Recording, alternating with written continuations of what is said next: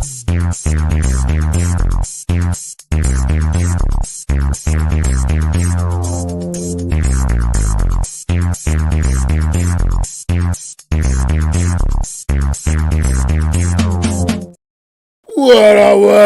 up, New York Giant Nation and football fans all over the world?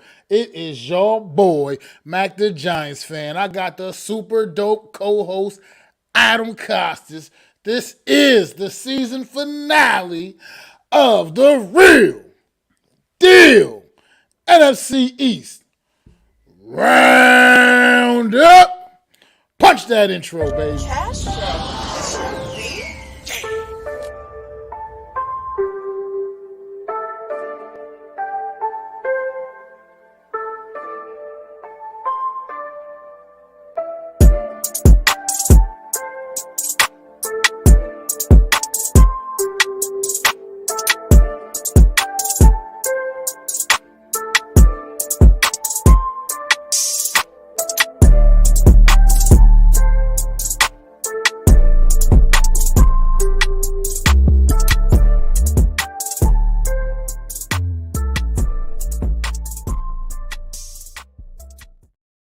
Good morning, good afternoon, good evening, whatever it is where you are at, man. Welcome to the season finale of the Real Deal NFC East Roundup, man. How you feeling today, Adam?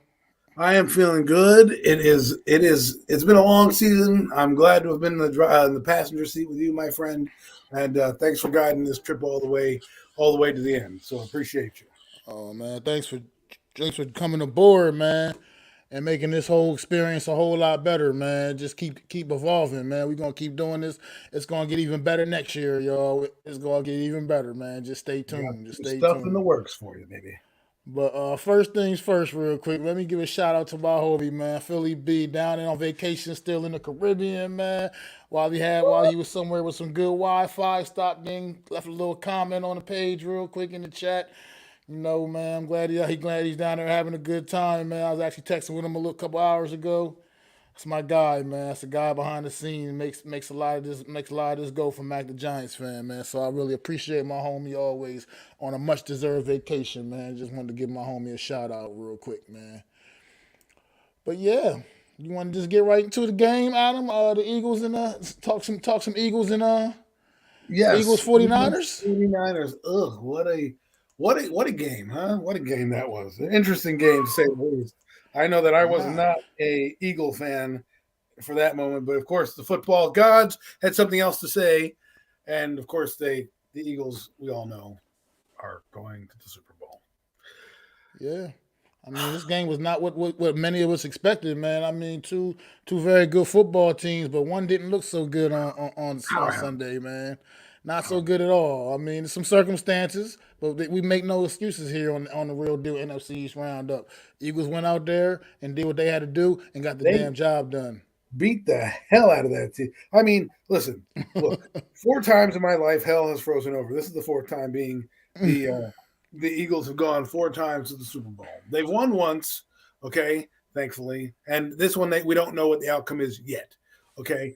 But this game, I thought at least the 49ers would put up a fight. Once they lost their quarterback to probably maybe for most of in the offseason, my God, it was like it makes me realize that you just can't have weapons out there because they put Josh Johnson out there. And I'm like, well, this guy's competent enough to, I saw him play a good game with the Jets. Maybe they have a fighting shot, with Johnson, and they'll get the kid back 2 weeks later. Nope, wrong. That Eagle defense is legit, man. They came to play. They harassed Birdie. They made the 49ers look like an expansion franchise in that game. They really did. And if you watch the 49ers, they had no answer. They had nothing. I see Anthony Lynn look like he just saw a ghost. He is trying to explain to somebody how to throw the football and what plays they're running. Man, it was crazy from the onset. And I didn't think it was going to be that easy. The Eagles go down and score a touchdown. I'm like, all right, 49ers go down and score a touchdown. I'm like, yeah, let's settle into this thing. And the Eagles just blow the doors off. I mean, like you said, once they lost Brock Purdy, that was the end of the day. I mean, for what it's worth, the 49er defense did everything it could. Right. I mean, everything it could to keep this team in the game for as long as they could. But it just after a while, What are you going to do when the offense is continuously going out there 3-and-out, 3-and-out, 3-and-out, doing absolutely nothing? I mean, Brock Purdy just got rocked right from the gate, man, right in this game, and it is what it is. Unfortunately, this kid suffered an injury, and I don't know. Are we seeing the end of the Brock Purdy story already? Did it come to a screeching halt because of this injury? It's going to keep him out of all the spring off-season activities. So that's detrimental for a guy like him who ended the season with so much promise and looked like he pretty much swooped in and stole the job away from a Trey Lance and Jimmy Garoppolo over there in San Francisco. But now San Francisco has to do some other things this off season to keep their program going during the off season at least anyway. So. Well, that I think that diagnosis, whether it's Tommy John, because Tommy John hurts a little longer than what he has, right? Right now it's a 6-month injury. They said if he possibly have to get Tommy John surgery, that can be 9 months. So we're talking mid-October, maybe a little earlier. So my question I think what happens now with the 49ers is if they were going to trade Trey Lance, they're not trading Trey Lance anymore.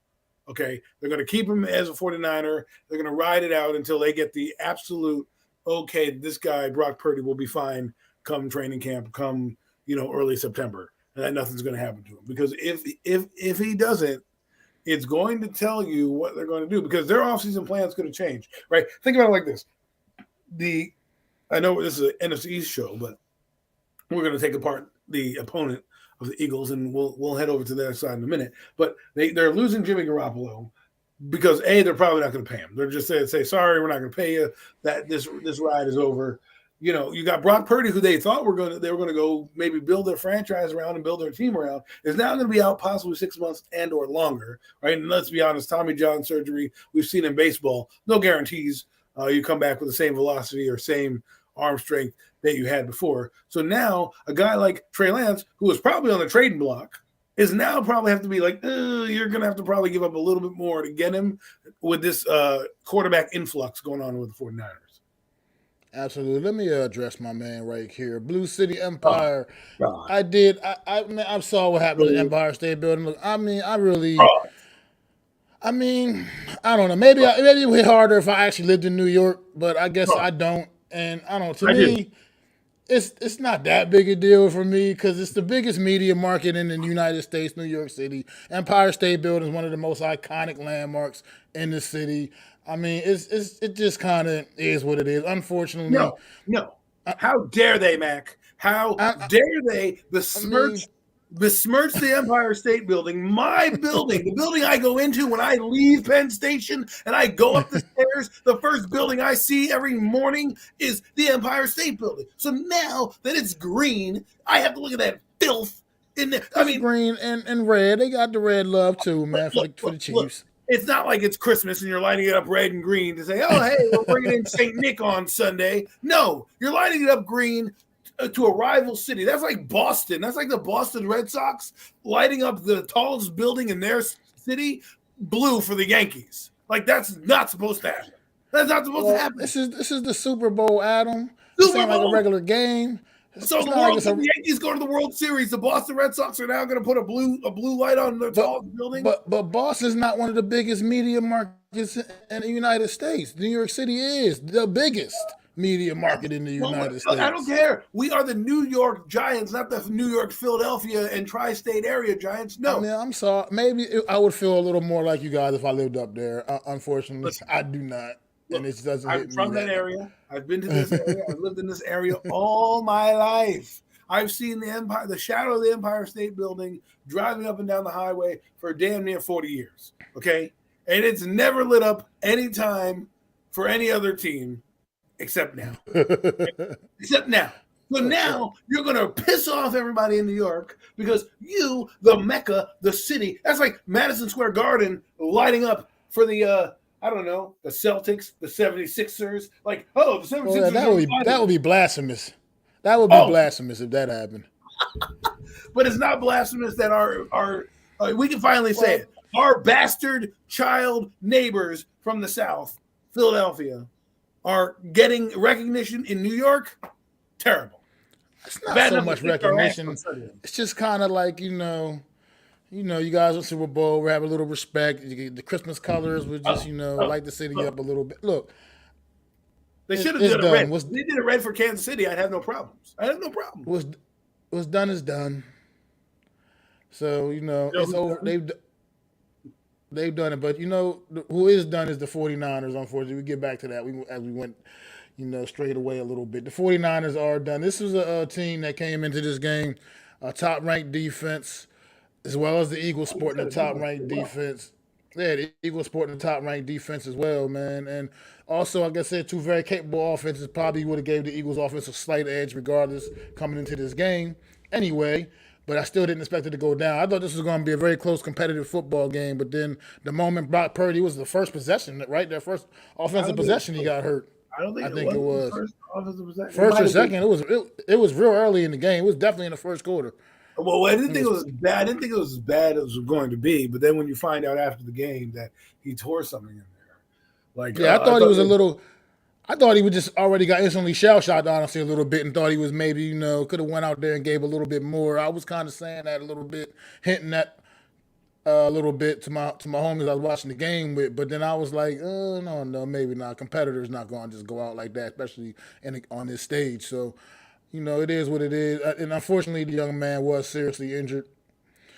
And he went out there and toughed it out the last quarter of the game after when then got hurt. Josh Johnson also got a concussion during this game.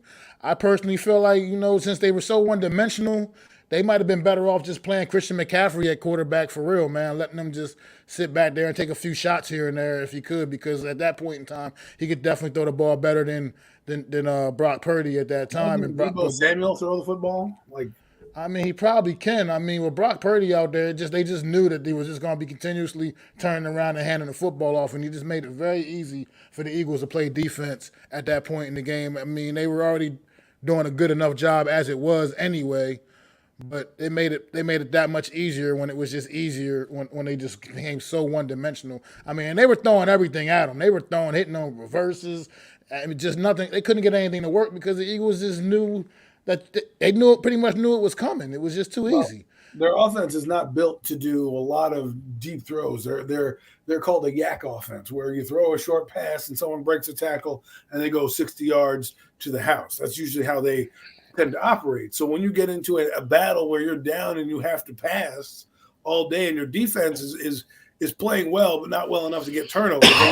let's I hate to say this, but the Eagles did a good job keeping the ball out of harm's way. They really were doing a good job in not turning the ball over. Because think about that. They do a pick six, a fumble return for a touchdown. The game is tilted a little differently.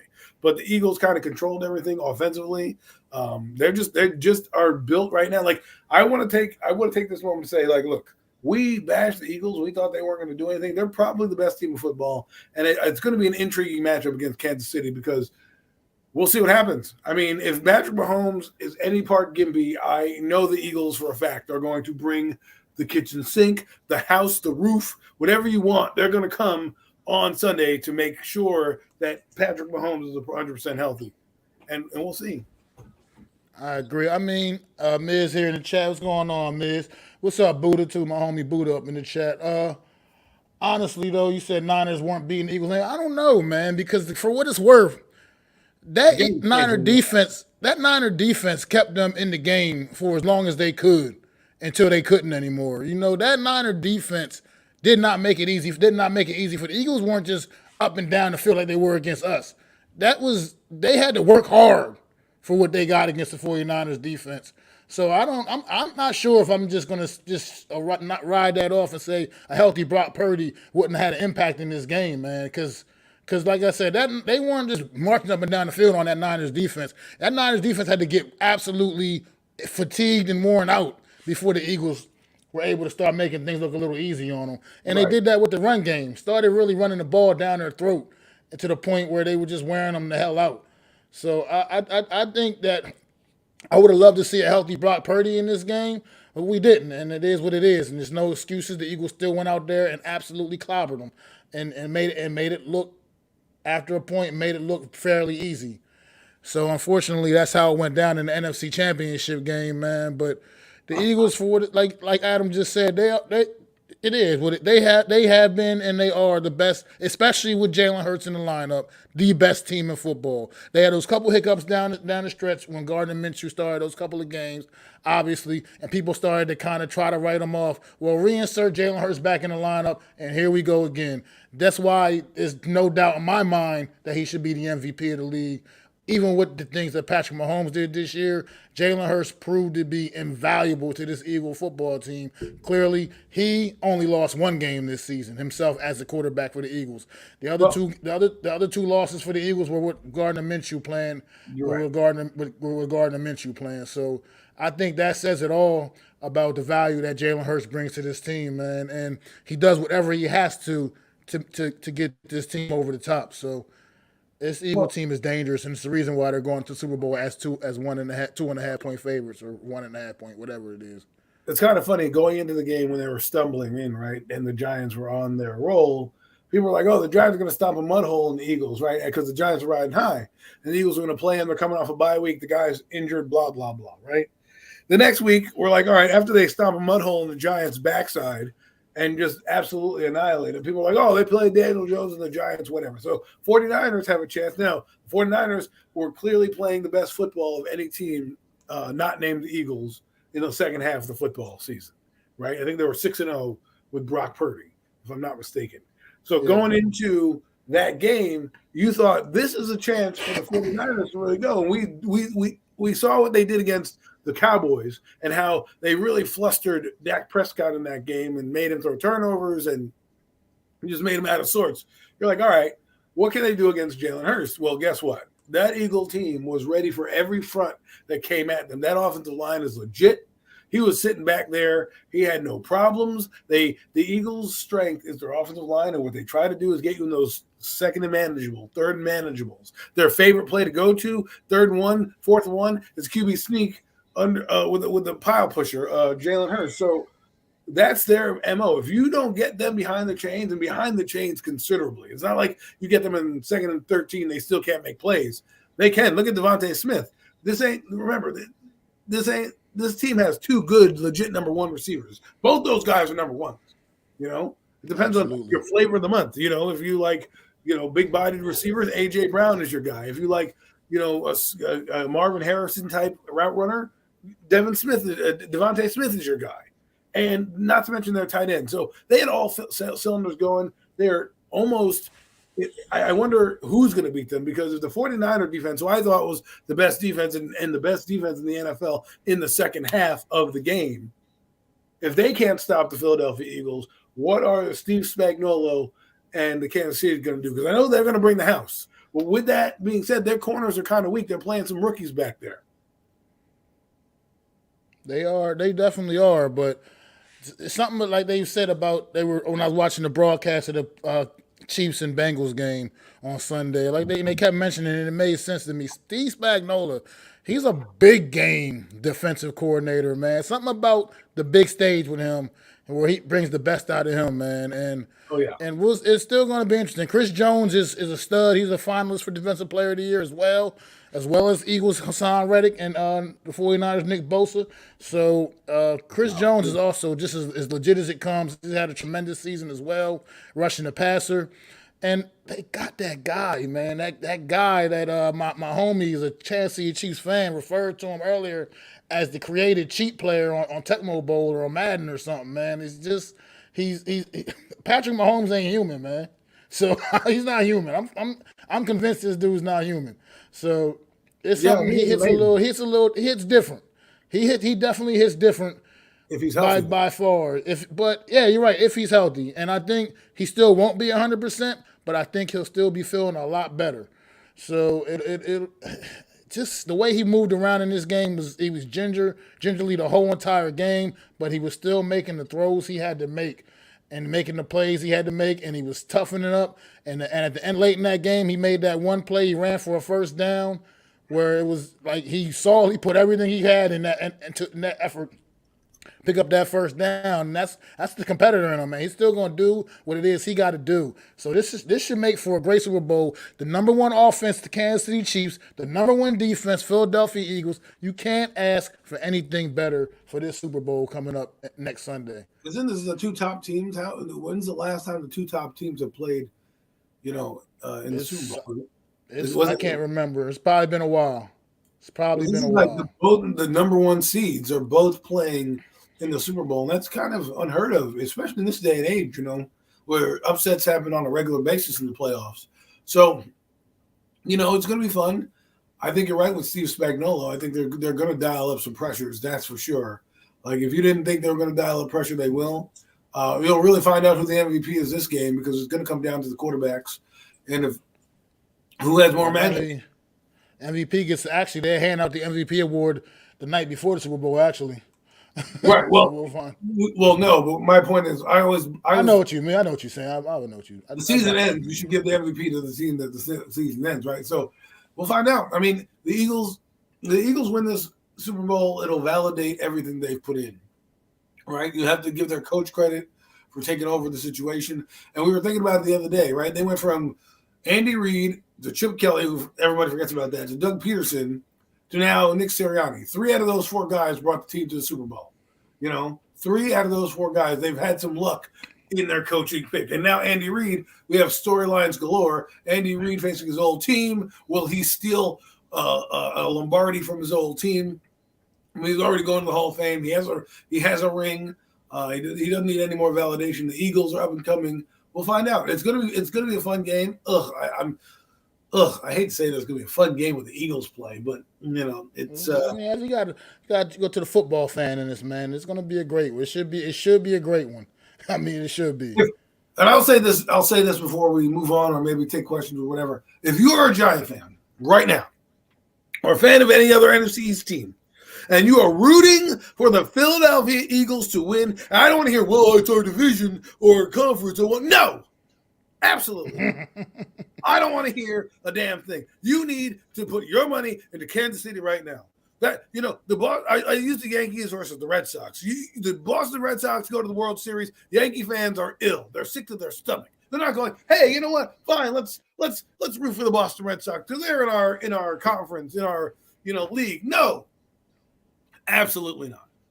My friend was a Cowboy fan, and he had Tom Brady of the Patriots and Philadelphia Eagles, and he chose the Philadelphia Eagles because he hated Tom Brady. I said, I can't believe you. I said, I can't believe you are a Cowboy fan, and you would besmirch your own fanhood by doing that.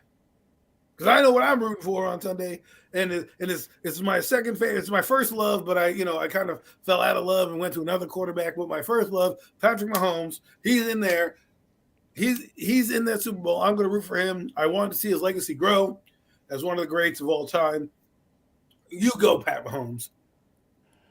No, and to my really in the chat, Buddha, man. No, I was it's not easy talking about the Eagles with so much, talking about them so nicely but at the end of the day, I didn't name this show The Real Deal NFC's Roundup to come out here, and blow smoke up people's ass either. The reality is the Eagles are the best team in the NFL, in not only in the NFC East, but in the damn NFL, in my opinion. And they're damn sure the best team in the NFC East, and that's just the way it goes. That's just facts. And it's really until the Giants, the Cowboys, or the Commanders do something about it. That's just what it is right now, So we're going to see. This off season is going to be quite telling. But Tom, man, you have a great comment right here. The reason I feel confident is because we can play to whatever your defense will give us. I agree 1,000%. We can throw the long ball with Brown, Smith, Watkins, or if you give us the run, our O-line can create holes.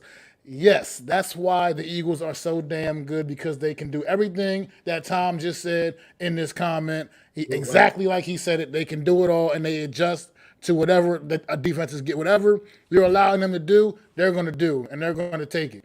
And that's what makes this team so damn good and made this team so special all season long, man. Because you see, Jalen Hurts didn't necessarily go out there on Sunday and have gaudy MVP-like numbers, but he did. He took what the defense gave him. They turned around. They used their running backs, their trio of running backs once again.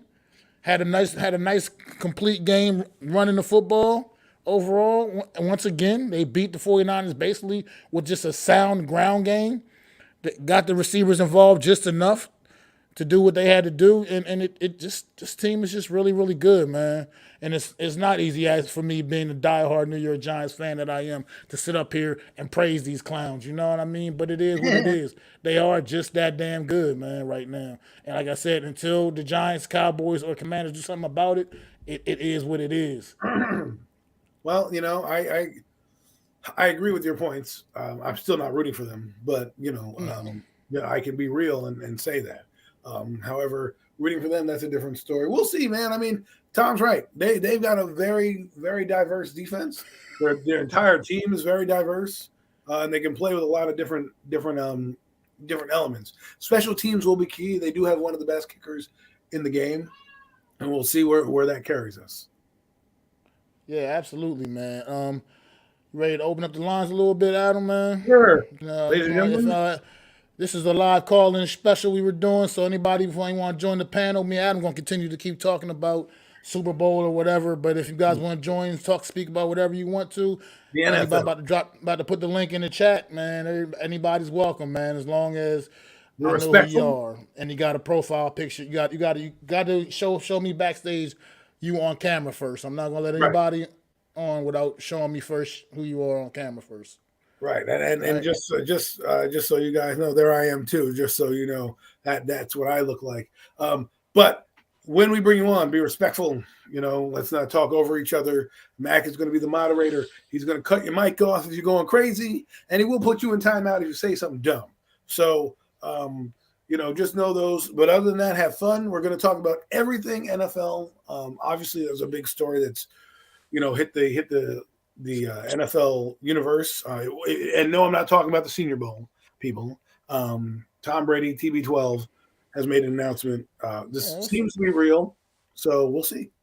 I'm pretty sure this time he's going to keep his ass retired. I think as not, my biggest thing with that was this unfortunate with that is that he came back in here last year and he kind of went out on this season that's like now I mean still we're gonna always remember all the great things Tom Brady did, but this season ain't the way you wanted to remember him with a season like this. His team just stumbling into the playoffs pretty much only because they played in one of the worst divisions in football this season True. with a losing record. And it's like he could have last the season before the last when he retired initially, you went out on an almost MVP like campaign, and that was the way Tom Brady's supposed to be remembered. And now he's gonna, like I said, he's done so many amazing things that Tom Brady's the GOAT. You're never gonna forget about Tom Brady, regardless. But at the same time, you just don't like to see the great ones go out the way he kind of did this season, man. Looking like somewhat of a shell of himself. Just everything that ran that Tampa Bay team this year just wasn't really very good. Just a complete firestorm. It was tough to see him go out, but at the same time, we know in 5 more years we're going to finally get to see Tom Brady unveiling his bust in Canton, Ohio, which I'm sure is already made. They just got to They're just wait the five waiting. years. They just got to wait the 5 years They because may that's not just the even way wait. it They may is. just do it tomorrow. Say, you know what? You know what, Tom? But listen, I don't. The competitive fire in you. Tells you to come back. You were on the cusp of winning getting back to the Super Bowl. You lost on a deep play to the LA Rams, right? And the Rams end up winning. So who knows what would have happened if they got to the Super Bowl that year? Maybe he does retire, and we're not talking about this. So the team comes back. The only guy they really lose is Bruce Arians, which if they have him, this is probably a different ball club because I think he can rein those guys in when things were going crazy. Not to mention his life was going awry in the tabloids. I think that weighed on him a lot, especially because it came out and became public. And a lot of that stuff, answering those questions, between teammates and paparazzi and all that stuff, I think it just weighed on him. And not to mention his skills fell off a little bit. I mean, he still had decent numbers. Like you would take Tom Brady's numbers any day of the week and twice on Sunday, but there were games where you're just like, man, he does look 45. Does look Yeah, 40. absolutely.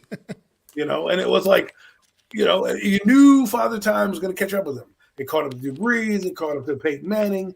And it's finally caught up to what I call one of the old guards of the game. The last domino to fall will be Aaron Rodgers.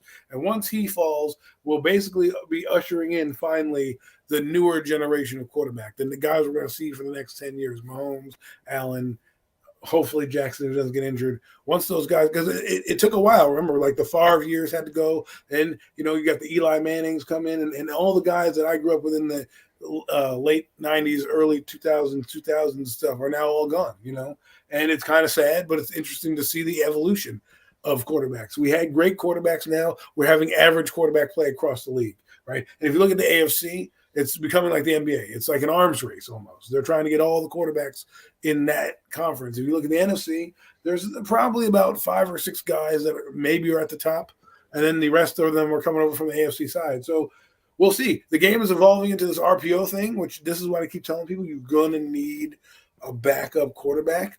If I'm the Giants, I'm looking at Jaron Hall from BYU as a mid-round pick. Pick him up. He can run. He can do some of the things that Jalen Hurts does.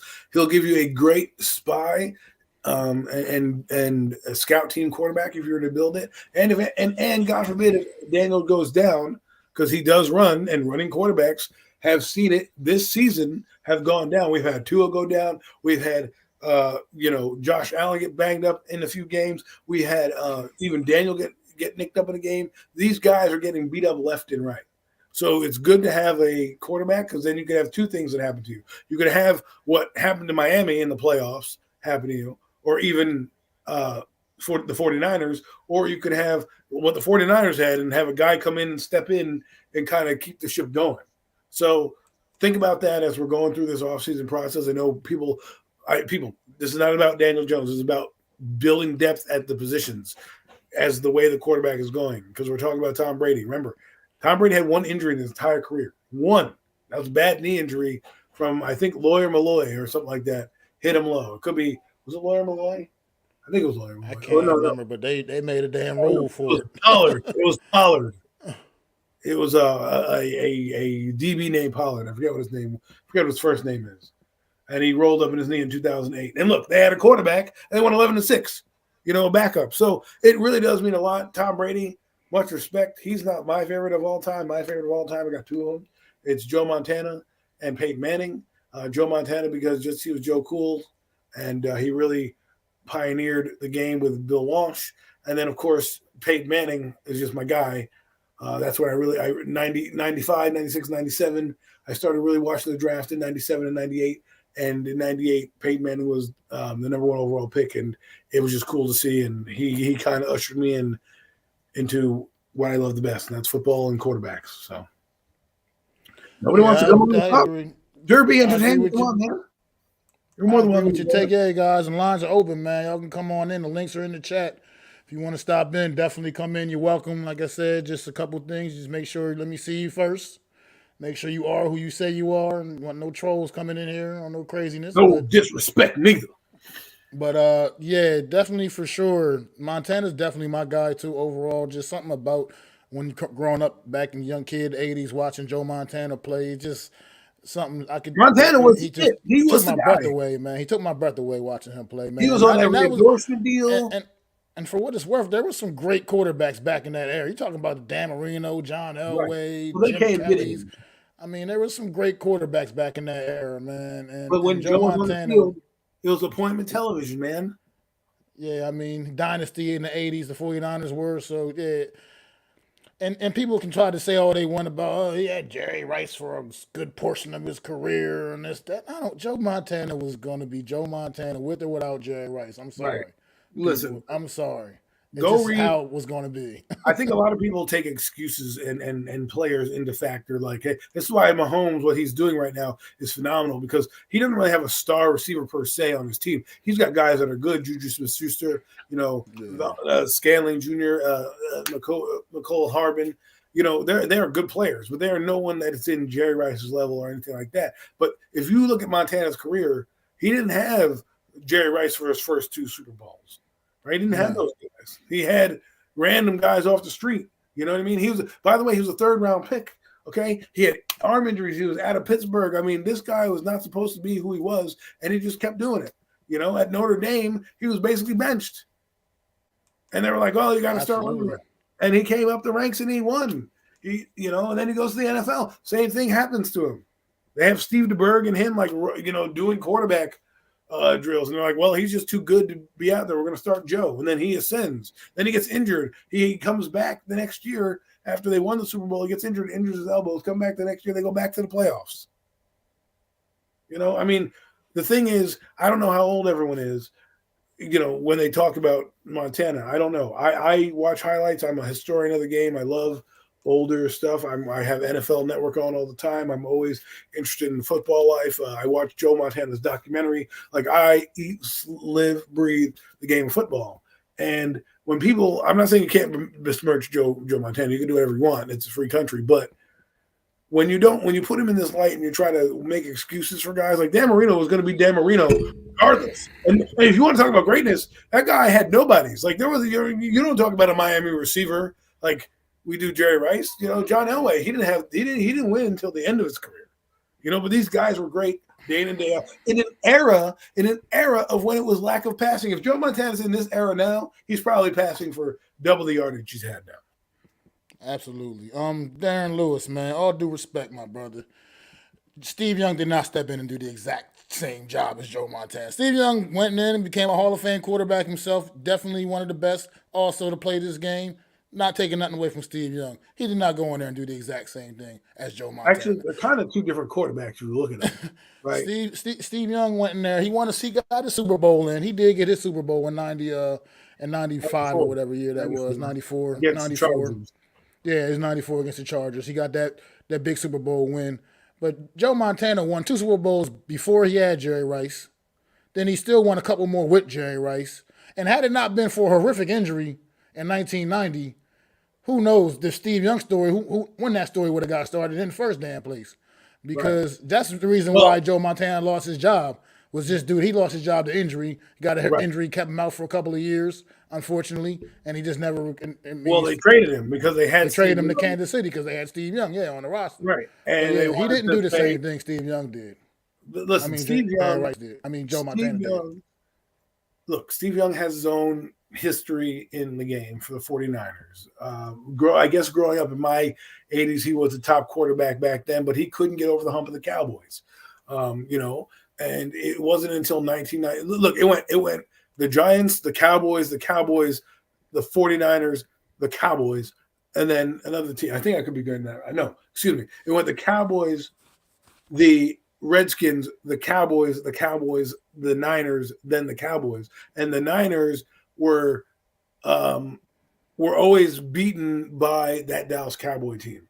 And to say that Steve Young is even in the same breath as him, it is not. You're not doing it. You're not doing a disservice. You're taking away the greatness of who these players are. Maybe because of personal bias. Maybe because of you like Steve Young better than Joe Montana. I mean, when people think of the 49ers, they're not thinking of Steve Young. At least if you're old enough as I am, when I think of 49ers, they don't show Steve Young's around because it's on ESPN. But when I think of Hall of Fame quarterbacks, I think of Joe Montana and what he could have done. What he did in Kansas City, that they brought that team to the AFC title game. Like he was good at the Kansas City. Absolutely, he was.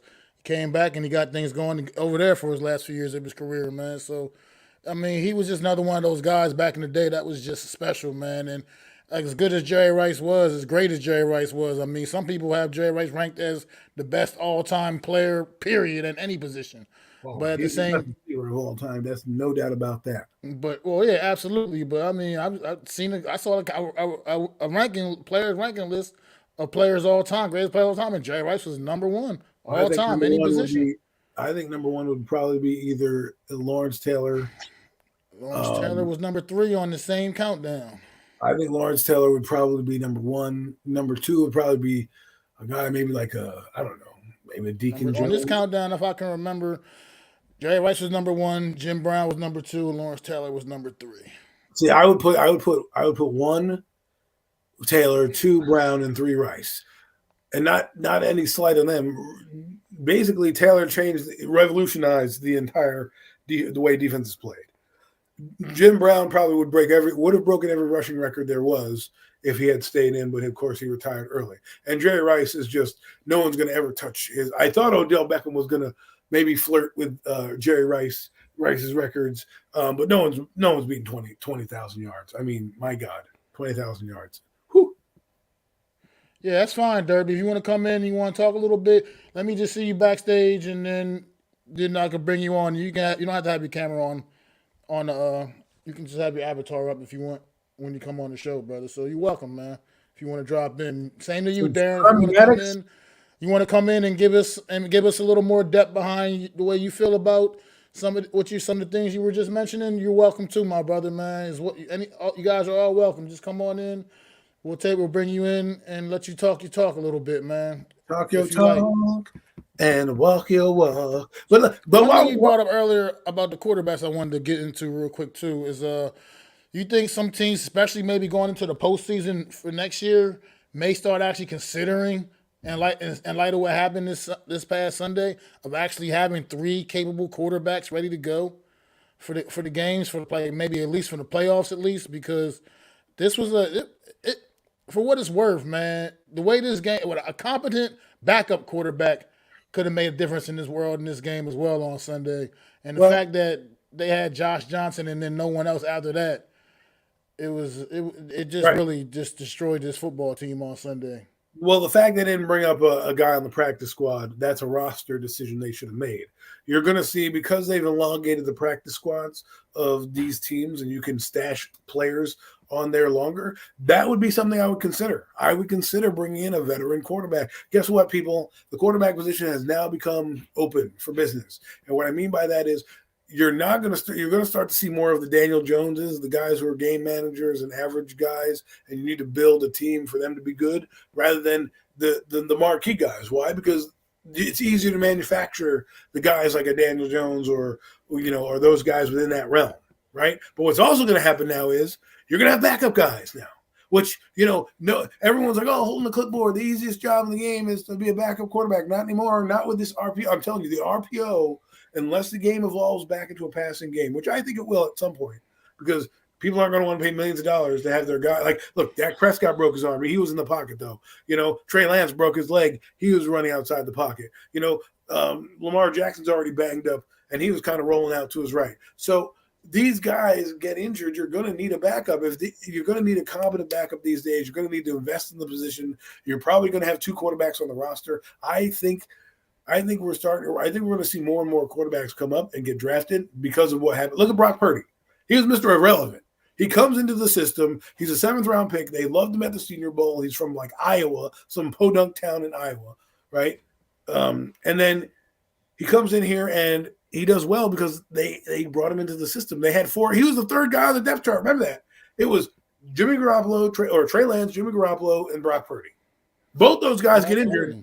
They bring in another guy. So I think you're going to start to see more guys. Like there's a guy named David Bilal, right? He played for the Lions.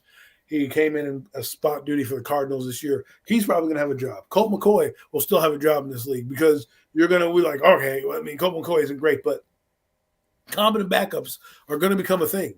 They're going to become a thing. All right. Look, Darren, I'm not diminishing anything Steve Young did. I acknowledge Steve Young is one of the all-time greats of the game, man. I'm not diminishing him by any means. But also his other first comment you made, I'm not saying he would have won 4 Super Bowls with the Cleveland Browns, but they might have a Super Bowl in their trophy case, a Lombardi in their case, if Joe Montana was their quarterback in the 80s. Because I'm going to tell you right now, the Cleveland Browns also, they weren't exactly the scrubs, the kind of a joke of a franchise that they are now. Yeah, they weren't that in the 80s. They were competitive. They were competitive. A competitive football team, and a quarterback like Joe Montana could have been all it took to get them over top. Not that Bernie Kosar was a scrub, but he was definitely not Joe Montana. Yeah, he was on the second tier of quarterbacks, right? You had the great ones, Elway, Montana, Marino. Bernie Kosar was tier 2. We're not taking anything away. But see, here's your thing, So basically, what you're saying is, could you put a Joe Montana on the Cleveland Browns and they would still be 4 Super Bowls? Like that's a question that's you're trying to make an excuse to win an argument about how great a guy is because the answer is indecisive. Now, yes, if you put him on there, do I believe in the 80s they beat the Broncos? Probably do. They probably do. Will we know? No. But it's like, hey, do you take Michael Jordan off the Bulls and does he win 6 championships? I mean, come on. I'm not taking that away from his greatness. A guy is great just by looking at him and watching the game. You don't need to, sit there and have these accolades because someone said something funny. They said stats don't matter. Well, stats don't matter. Then why are we counting them? Why are we going to the Hall of Fame, right? Rings matter. But what Joe Montana did, he would have more stats in his game. But think about the era he played in. The 70s, 80s, and 90s, right? Most of the time, you could play defense in those eras. You can grab guys, tackle them, throw them to the ground. So it was harder to pass in that game. Steve Young did something that you're seeing right now. The mobile quarterback, you could argue that him and Randall Cunningham and a few of the other guys like that kind of evolved that type of quarterback in this league. But Joe Montana was the Peyton Manning of his era, right? And technically, if you're talking about a litmus test of greatness, Joe Montana's up there. I mean, he is up there. Brady, I can't take anything away from Brady. I told you Brady is great. I like Brady. But to me, I like Montana. To me, if you put Montana in this era, he probably can play with the best of them. I mean, that's another thing too. You talk about the eras, the game. It was just so much different back then. I mean, rules, some of the things that you could get away with defensively that you can't even come close to doing. You can't come close to doing now. There's a lot of different, lot of things that go into it, man. But your opinion is well respected, my brother. It's respected, man. We just don't see it the same way. That's all. I'm just definitely if I'm driving a car, man. And I had these two guys in front of me, they were on the same team, and he couldn't beat out Joe Montana. On his own team, he couldn't beat out Joe Montana. So, and he left Tampa Bay. He couldn't make the Tampa Bay Buccaneers anything, Steve Young. So, like, we can play that game all day, right? But like I said to you, my favorite quarterback was Peyton Manning. That guy, the reason why he was so interesting is because the offensive coordinator was basically useless. He was out there calling his own plays. He was out there like, yep, I'm going to call this, call this, call this. He knew what every guy did. Not to mention he's pretty entertaining in the entertaining scene. I think the quarterback position is one that is evolving backwards almost. And what I mean by that is because what they're doing in the game is so gimmicky now with the RPOs. Remember, we used to have the Wildcat and all that shit. It kind of died down, right? But now the RPO has kind of added this element to the game. Now, what's going to happen is people are just going to take defensive ends and say, you know what? Let's take the quarterback out and just cut the head off a snake, right? And what's going to happen is you're going to have a competent backup. Like, I'll take the Giants, for example. Somebody said it in the preseason. And they said Tyrod Taylor does a lot of the same things that Daniel Jones does as a backup. So if Daniel Jones, I think it was during the Bears game, the announcers were saying that. I think it was Mark Sanchez, actually. He was saying when Daniel went out that you don't have to change the playbook when Tyrod Taylor comes in. Because you can still run the RPO. You can still, do whatever little short passing game you need to do. You can still execute the offense. Look what happened with the Eagles. They bring in Gardner Minshew, and they've lost that element of the run. And it really changed their offense because they aren't built to be a passing attack. Now, Kansas City, on the other hand, they're different. They're built to go downfield. They're built to ad lib because their quarterback moves around not to run. He moves around to buy time so he can get a guy open. We got no takers? Nobody wants to come on and talk? Yeah, we got Mr. Derpy here, Dr. Derpy. What's going on, fellas? Steelers fan. How you doing today, man? Doing great. Thanks for joining the show. It's a new era. I'll say that. Yeah, Kenny Pickett, yes, man. Indeedy. Yes, indeedy. So how you feeling? You want to talk? What's on your mind today, Dr. Derpy? Anything's on the table football related. I just want to talk about Brady for a little bit. Go ahead. Go ahead, do your thing, man. Floor is yours. First off, I want to thank your New York Giants for winning those 2 Super Bowls against them. Uh-oh. I have a It was feeling our pleasure. It was our pleasure. And I was actually rooting for you guys in that one. So, secondly, it's going to be interesting how the Buccaneers adapt to this.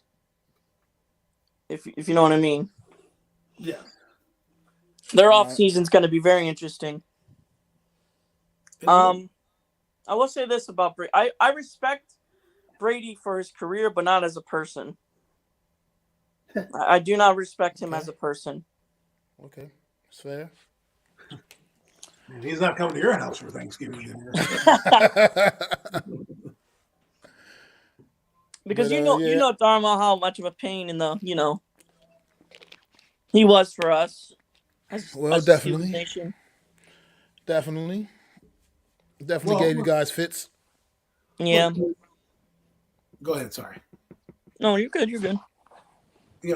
I think, with Tom Brady, I don't know about the person. I mean, he's not the worst guy I've seen in terms of what he's done. I mean, he might be on the juice, but that's a different story. But other than that, I mean, the only thing I like with Tom Brady is just he's just not, for me, whatever reason, he's just not my quarterback. I look at him like I respect him, like Drew Brees. I never really liked Drew Brees either. I respected Drew Brees, but there's something about the old big-headed, five-headed, four-headed country boy named Peyton Manning where I'm just like, oh, that's a quarterback. You know what I mean? Omaha. Exactly. Well, I definitely respect everything. Oh, go ahead, Derby. I'm sorry. My fault. I wish that he was actually in the Super Bowl this year, but lost poetically on a field goal. If you know what I mean, because he won his first ring on a drive by field goal. It just would have been neat and poetic if they did that. Yeah, their kicker, if he drives them down, lose the game because his kicker misses a field goal. I mean, you can call me old-fashioned. I just would have wished that he would have just stayed retired, like I said last year, coming off a MVP campaign, because that's how great players should be going out to me. Like, look at John Elway riding off to the sunset, man. Peyton Manning, I mean, he didn't have the greatest Super Bowl in that year, obviously, in the game, but at the same time, he still rides off a champion, and great players do that. Ourselves, we can say that about our great pass rusher, Michael Strahan, riding off into the sunset with a title, hoisting a Lombardi trophy, man. Just to see Tom Brady come back and look like a shell of himself this season, for whatever reason, all the circumstances, whether it was coaching, whatever going on there, the fact that he's just 45 and now your body's responding to you being 45 years old, it just wasn't the same Tom Brady we all grew accustomed. We all grew accustomed to watching. Yeah, it was just a big disconnect. He was a lot of miscues that we weren't used to seeing from Tom Brady, man. But he wasn't bad, but there was something about the magic that he normally had. You're just like, Tom Brady would have made that throw. I just sound like a Boston, New England right there. Tom Brady. You mean the bailouts he got? No doubt, Darren. No doubt, bro. Like I said, you're welcome to come on if you want to come on and speak a little bit too, man. Definitely. But listen, I mean, he's going to have his own wing in the Hall of Fame. I mean, with all the accolades and things he did. Like, I need to put a ref in there. More than you're going to have his own wing, his own section. You're going to have to open the doors to the Tom Brady section. Again, these are all the busts we have here. And this wing here, this is our TB12 wing. Is everything that Tom Brady's done. The first time he wiped his ass, we have that tissue paper here. I wonder if that is a penalty flag for the tissue paper. Exactly. It'll be a first time. First towel he used to, wipe the sweat off his fucking head. They're going to have all that. Everything's going to be memorabilia. I don't know what he's going to do. He's going to definitely have his own section in the Hall of Fame museum, man, because it's just so much stuff to put in there, man. This little guy has 7 Lombardis. He has 7 Super Bowl rings. It's crazy, man. This is my wing named after me, Tom Brady. I do think him leaving New England was a good choice, but for the legacy, it wasn't. I think we're going to miss him a lot more than we say now.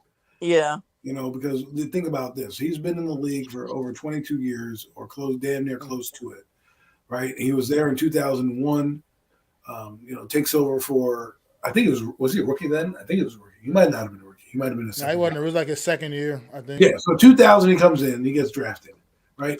Mo Lewis brings him in because Drew Bledsoe was having a great year that year. And he goes in and He got hurt. Yeah. he wins the Super Bowl. Drew Bledsoe gets traded to the Bills. And, you see him win these championships. Then there's a lull, in the championship. Because remember, they went in 04, and then, 05, 06, they didn't really do much. 07, they come back as gangbusters. They lose. In 2008, they were basically crowned the champion until week 1 when I think Marcus Pollard or some guy hit him. And then, they've been relevant ever since. And the things that he's done, the teammates that he's made, he's made guys Hall of Famers or borderline Hall of Famers. Julian Edelman is not Julian Edelman without Tom Brady. I agree. Wes Welker comes to mind. Wes Welker was a nobody receiver in Miami. He was nothing. He went to New England and became an all-pro receiver. That's one of his biggest success stories, in my opinion. And you know what? It's funny because he had guys like David Patton, ex-Giant, David Givens as his first receivers, Troy Brown. He made Deion Branch money. Deion Branch has a big season in New England and goes to Seattle and does bupkis. You know what I mean? I guess he went to a Super Bowl with them, but Yeah, he came off a Super Bowl MVP that year, Deion Branch. But yeah, Tom Brady, like I said, you can go back and forth, and there's not really a wrong. To me, in my opinion, there's not a wrong answer between guys like Tom Brady, Joe Montana, Peyton Manning. It's not really a wrong answer. I'm gonna bring Jeff on too, okay? Jeff, hey. What up? This is your boy Mac the Giants fan with AC for the real deal NFC East round up. How you guys doing today? Never duplicated off imitated. You can never replace Mac the Giant fan. That's for sure. That's true. This is we got a guy on the line, Pittsburgh Steelers fan, Dr. Yes, Derby sir. here. Just introducing you to our guy NYG Jeffy T. Part of the Four Horsemen, man. Can't forget about the Four Horsemen. We always right. But what do you expect in the Super Bowl coming up this Sunday, Derby? Next Sunday. I think it could be fun, honestly. Who are you rooting for? That's the question, my friend. I don't know. That's why it's going to be fun. To a degree. What, are you going to just wake up one morning, flip a coin, and say that's who you're going with? Yeah, it's really 50-50. For you, because for me. I know for me, but as a Steelers fan, yes. Steeler fan, you should probably want the Eagles to win because you don't want Kansas City to creep back into that. You have 6 Lombardis. That's really hard to catch. This would only be only number 3 for Kansas City if they win. No, that's 3. That's halfway there. I would want the Eagles to win, but I hate their fan base. I absolutely hate their fan base. Dude, take that away. Strike that from the record. Put him in timeout. Put him in timeout. just for saying he wants the Eagles to win. My God. My Lord. What is the world coming to? I'll tell you what's coming to. A damn near end. You know why? 4 times in my life, I had to see that ugly, green, no good keister of a football team be in the Super Bowl. This is the 4th time. And you know what? And they only won once. I'm taking my content creator hat off, and I'm putting my fan hat on. I don't want to see this happen. I don't want to see this happen. You know why? Because I'm going to have to hear about it for the next 3.5 years of how good this team is because they won a Super Bowl. Right? 2017 seems like it was yesterday. It's so long ago. They're still riding the coattails of that shit. The Philly special is talked about when everybody does a trick play. Oh, it looks like the Philly special. Right? God forbid this guy comes up with the flower special or whatever, Statue of Liberty play he comes up with, and they win. I'm not going to hear the end of it. Do you know I live in Eagle Country? I had a woman, when I took my son to an appointment, I had a woman look me dead in the eye and go, why is your son upset? Is he sick or is he upset because the Giants lost? I'm saying, my son is 1 year old, and you're coming at him like that? Breaking. And that's the reason why I don't like, because they're. Wow. It was sad, but she was a Bird fan. I said, I didn't say anything. Congratulations on the mud hole you stomped in our ass. I didn't want to curse because the little daughter was there, but I was tame. This is what I'm going to live with. I'm going to live with that lady. She's going to come back again if they win in 2 weeks and be like, is your son sick or is it mad because the Eagles won the Super Bowl? And I'm going to be like, my foot in your ass. I don't think the Eagles actually win, though. No! Because they don't have an experienced quarterback in that game. Well, how do you feel about the Super Bowl coming up, Jeff? stuff. Well, first off, I want to say that I'm absolutely disgraced by whoever is in charge of the Empire State Building. How dare they do that? How dare they do that? Hard, man. I You got to saw take that. that hard, man. Listen. You're not taking that hard, Mac? That is a disgrace to do that to a New York City. I'm not taking it as hard as everybody else. This is right. This is our city. And they're doing that in our city, the Empire State, the New York Empire State, and you dare desecrate. You think Philadelphia's going to put a freaking blue light up after the Super Bowl? Are you kidding me? They will burn down that building. That building will come down faster than, I don't know. Yeah, I don't even know. Faster than, I don't know, rain, hail, something. It's going to come down. Hell will rain down on that city from the fan base if they were like, hey, we're going to put up a blue light on the top of the Can you imagine that? Link. You know what I mean? I mean, look, man, like I said, to me, it's just look at it from the perspective of New York being the media mecca of the United States, man. That is no excuse. What happened to loyalty? It's no just, loyalty. No, it's tough City. Because it's only tough because it's the Eagles are part of this situation right now, and it is tough because they're the ones that obviously ended the New York Giants season in a very, very harsh way. But at the same time, it's just light skies. I'm not as nice as you. They said "Fly Eagles, fly" underneath. You're right. Fly Eagles cry. I didn't know about that part. Oh, they said that. Yeah, say "Fly Eagles, I didn't know fly." about That's that what part. took it Yeah, to the next level. that's a bit much. Yeah. Cry. I said cry. Yeah, that's a bit much. when it went. That's when it crossed the line. When they said "Fly Eagles, fly," I'm like, all right, that's it. Now I'm done. I'm done after that one. They can go F himself after that one. Yeah, I don't get it. It's like if you're a Yankee fan, it would be like the Boston Red Sox. We're like, you know what? You know, New York was like, we're going to put up a red sign because the Boston Red Sox are in the World Series. And it's like, oh, go Red Sox. Are you kidding me? Are you kidding me? Where is the loyalty? Where's the anger of the fan base? You're right. And it'd be like if the Atlanta Braves decide to put that color on the Empire State Building when they've been beating the Mets every single year. You think we're going to enjoy that, Mac? That would make us nuts if they ever did that. That's what it feels like. Up the Atlanta Braves because I was like, who's a hated rivalry? And I forgot you're the Mets fans of the Braves. Yes, if the Braves decided we're going to put a giant A and a blue light on the Empire State Building to represent our team shellacking you on their way to the World Series, do you going to want that? I don't think so. I think it'll motivate the team though for next season though. No, it's not. Particularly for your Giants. They're just going to laugh at us like, oh, we won the Super Bowl and we're mooning you and not to mention. I'm just saying it'll make you guys mad. I'm mad right now. I'm really mad about that. Hold that anger in. I mean, come on. You guys, man. I definitely will say it. I mean, Daniel Jones doesn't have that swagger, but if I scored a touchdown, as Daniel Jones, like, yeah, I'm about to put my lights on your city, bitch. You know what I mean? Kayvon Thibodeau would do that. You know, Kayvon Thibodeau would be looking at something like that. He'd say something. Kayvon Thibodeau is not shy. After what he had that Twitter spat that he had, he's not shy on speaking his mind. Somebody needs to get Michael Parsons here too. Like, you need to stop rooting for the Eagles, man. These teams want to root for the Eagles. I got Kayvon Thibodeau talking to Joe Staley when he's done nothing in the NFL. Kayvon Thibodeau's done absolutely nothing. He has 4 sacks and he posed for a picture. Don't get me wrong, I like the swagger, but come on, bro. You're not even defense rookie of the year. You know what I'm saying? Darren Lewis.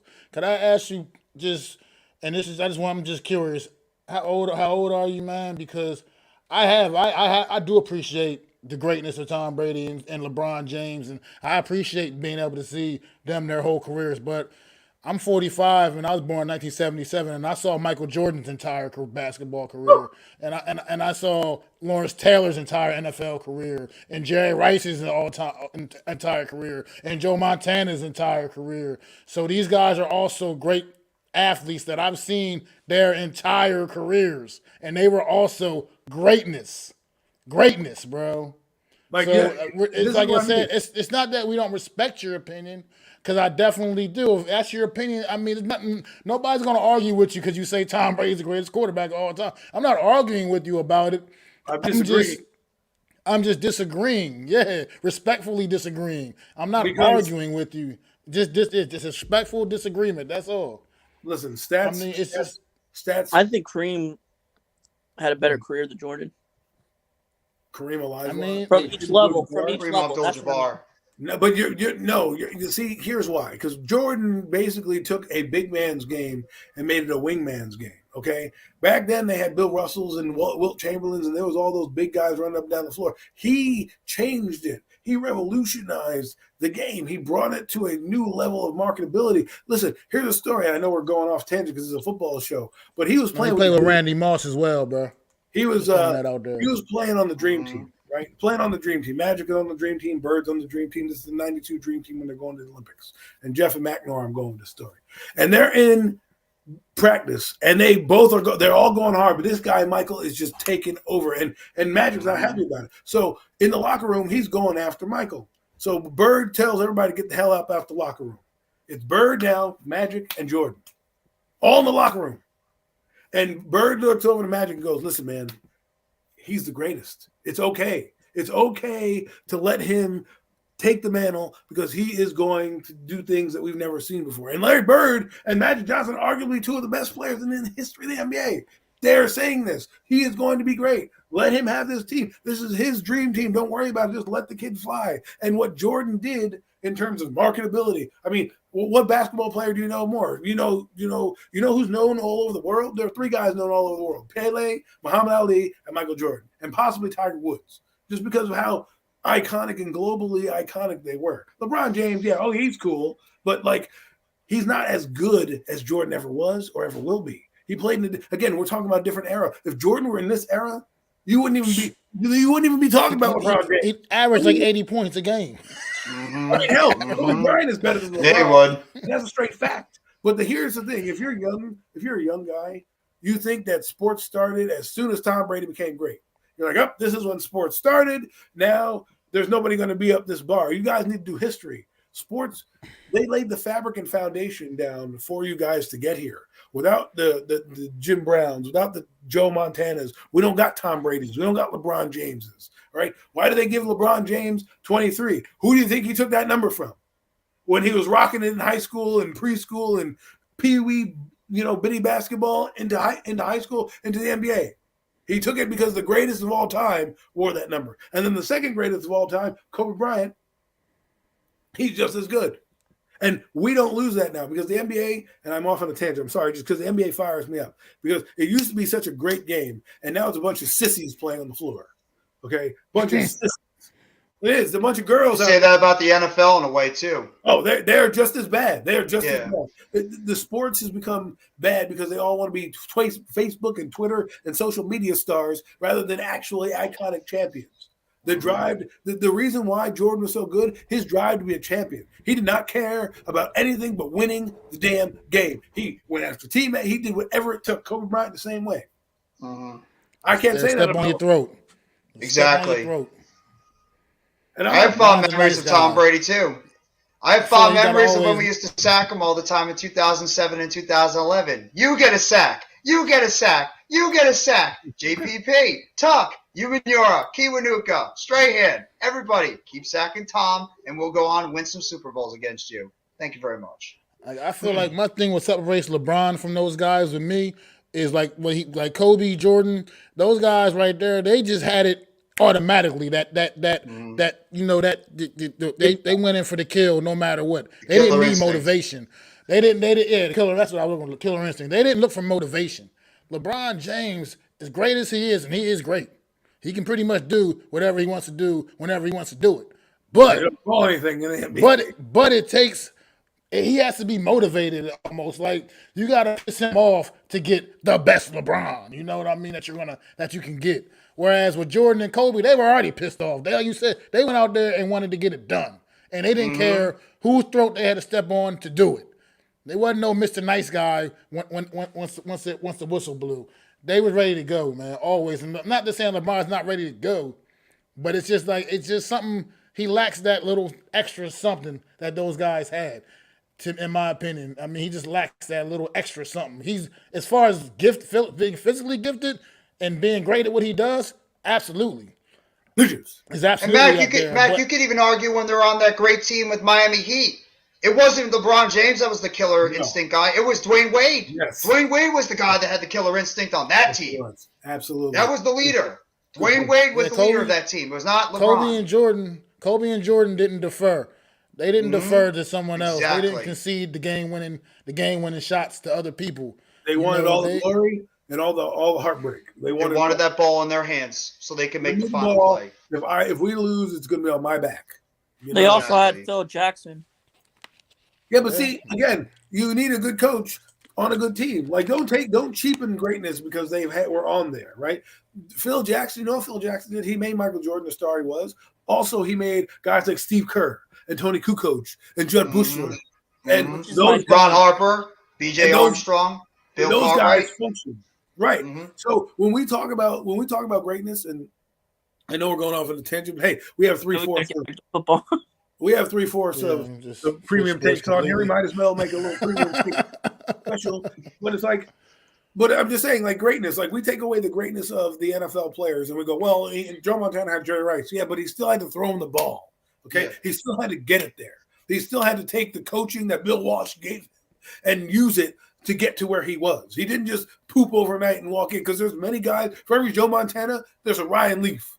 You know, there's a David Jamarcus Russell, Dave Brown, a Jamarcus Russell. For every one of those guys is one or two that are busts. So Dave Brown. You know, when we sit here and think that no, it wasn't. It was not. They said the magic words underneath, which is what set Giants fans off. So when we sit here and we look at the greatness of players, I think we cheapen it. Like, for example, the Giants, right? A lot of people want to say this guy did well and this guy did well, or you can't take this guy away. And, you know, basically coaching matters. It's supposed to take bad, because you never look at Todd Bowles. He's not a great coach. He had a great team. But he's not a great coach. And if you had Bruce Arians, that team's probably fighting for the NFC title game. You have Todd Bowles, you get what you get. You know, you get helter skelter, guys getting up. I mean, yes, Tom Brady sucked, but I do believe the coach not being there didn't help either. So things go hand in hand. And I think it frustrates me when we sit there, we cheapen a guy's greatness because he had this guy, or he could have done it with this guy.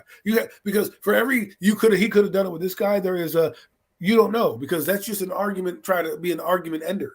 Because for every, like, hey, well, you know, he might not do well. For every person that said, well, you take Daniel Jones out of here and you put said quarterback in, this guy is going to stink, I could say the opposite and say this guy could be good, right? There's always a counter to that argument.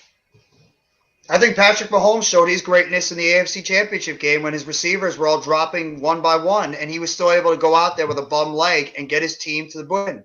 Patrick Mahomes showed how great he was in that championship game on a bad leg with all his receivers dropping. Like I said, Patrick Mahomes is not human. But what I'm saying is he's not human. No. The coaching kept him in the game because the previous game, right? Because he injured his leg. Don't forget the refs. Right? And Chad Henne. We could say the refs, yes. I mean, the refs didn't help much either. But listen, you can't. That's part of the game. I understand what happens and what goes into it. And I saw there were some egregious calls. What's wrong with Michael Parsons? That's crazy. What? Why would he say that? Wait, what? Michael Parsons says he hopes the Eagles win. What? Why would you say that? Look, that can't be right. That can't be right. Up on that. But that's when we talk about greatness. When you take your team to another level, when everyone's down in the dumps, and they're like, man, how are we going to do it? Like, for example, Andy Reid. Chad Henne comes in. They don't miss a beat. Why? Because he's in the system. He knows it. He's smart. Andy Reid is not going to go out there and be like, oh, let's do this because we're going to do this. No, he doesn't. You saw the 49ers. They had no answer. Their coaching was just outplayed. They couldn't do anything. Their coaching could not do anything because they had no game plan, no nothing. When their guy went down, they had no answer for it. They had no backup to the backup. They couldn't say, hey, and that should have been a scenario that was thought about, right? Because they do have this guy. That could have happened, and it did. So now here you are. And that those players, that was a great team, They just couldn't overcome the Eagles. And sometimes that happens. So you got to give greatness where it is. Like, for example, people who don't like Jalen Hurts and saying he's not an MVP candidate because he's on the Eagles, look what he's done to that team. Oh my God. I just explained exactly why he should win the MVP award on February the 11th when they announced the award. Because like I said, he clearly is a difference maker for this football team. You take him out the lineup for 2 games and they go 0-2. That's not a coincidence. That's a coincidence. This man lost 1 game this season as a starting quarterback. And like I said, Patrick Mahomes has done great things all season long because he does great things, period, all the time. But Jalen Hurts this season, the 2022 season, to me is the most valuable player to play on any team this season. Is the team better record than the Kansas City Chiefs, or are they 1 game? It might be either one. They might have one more win. I think one more win than the Chiefs. Yeah. Technically, they're the best team in football. Mm-hmm. Did you find that comment from Micah? Oh, I mean, I didn't, but we got another. Tom is basically confirming it as well, saying Micah Parsons just loves Lane Johnson and told him to bring it home for the division. Well, Micah Parsons is one of those guys that just feels like, well, just win it for the NFC East. But he's young. He's not. He's doesn't understand. I need what he's smoking. You need all the guys in there, and that's why I love Brandon Jacobs, because he hated the Cowboys. He wouldn't be rooting for the Cowboys. Mm-hmm.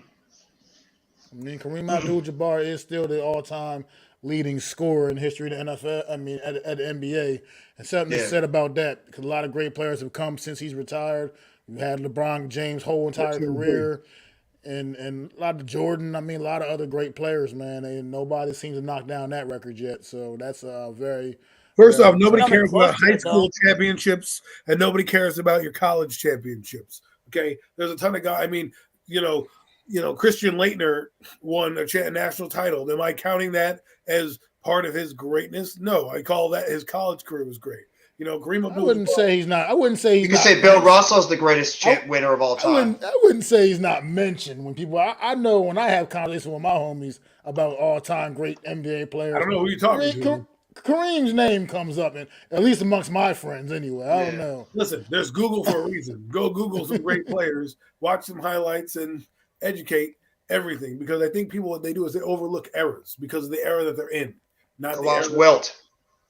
Like we look at quarterbacks across the year, and the reason why quarterbacks are the way they are, and we love them so much, is because the guys like Montana, Elway, Marino, Manning. I mean, heck.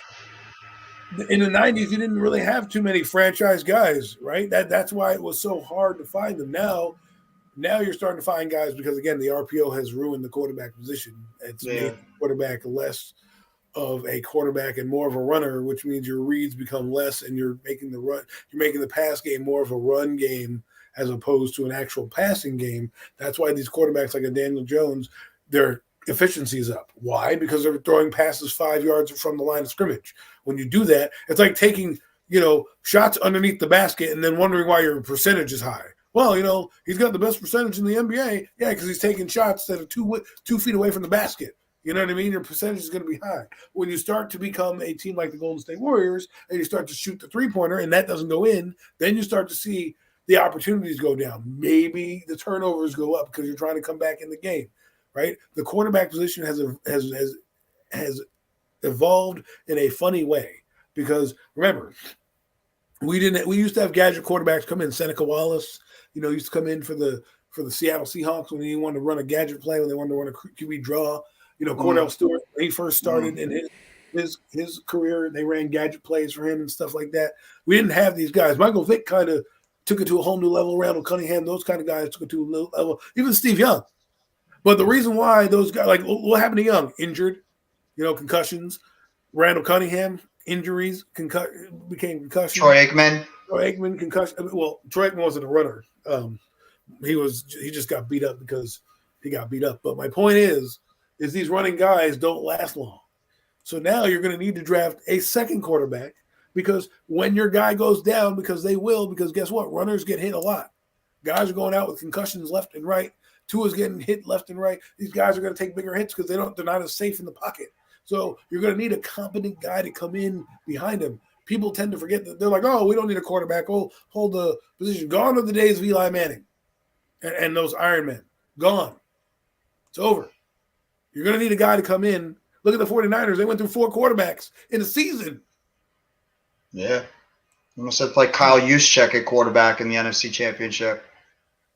Can you imagine Jerry Rice if he got to play in this era and he was dominant Oh my in God. an era that wasn't widespread, like a wide open offense like it is now? You could argue could have doubled his numbers. I mean, my God, You can just run across the middle and can't nobody put a damn finger on you without getting a penalty. He would have like 30,000 yards receiving in his I career. mean, you'd have guys like Chris Corners Carter, today would get burnt instantly. Andre Reed, all these guys that played in the era that we're Jimmy talking Smith, about, Rod Smith. right? They all had different rules. Now you can't even put a fingernail on a guy Yeah. without them calling it illegal touching. You know, that wasn't a play back in the day. When they went to the rules committee, they didn't have illegal touching.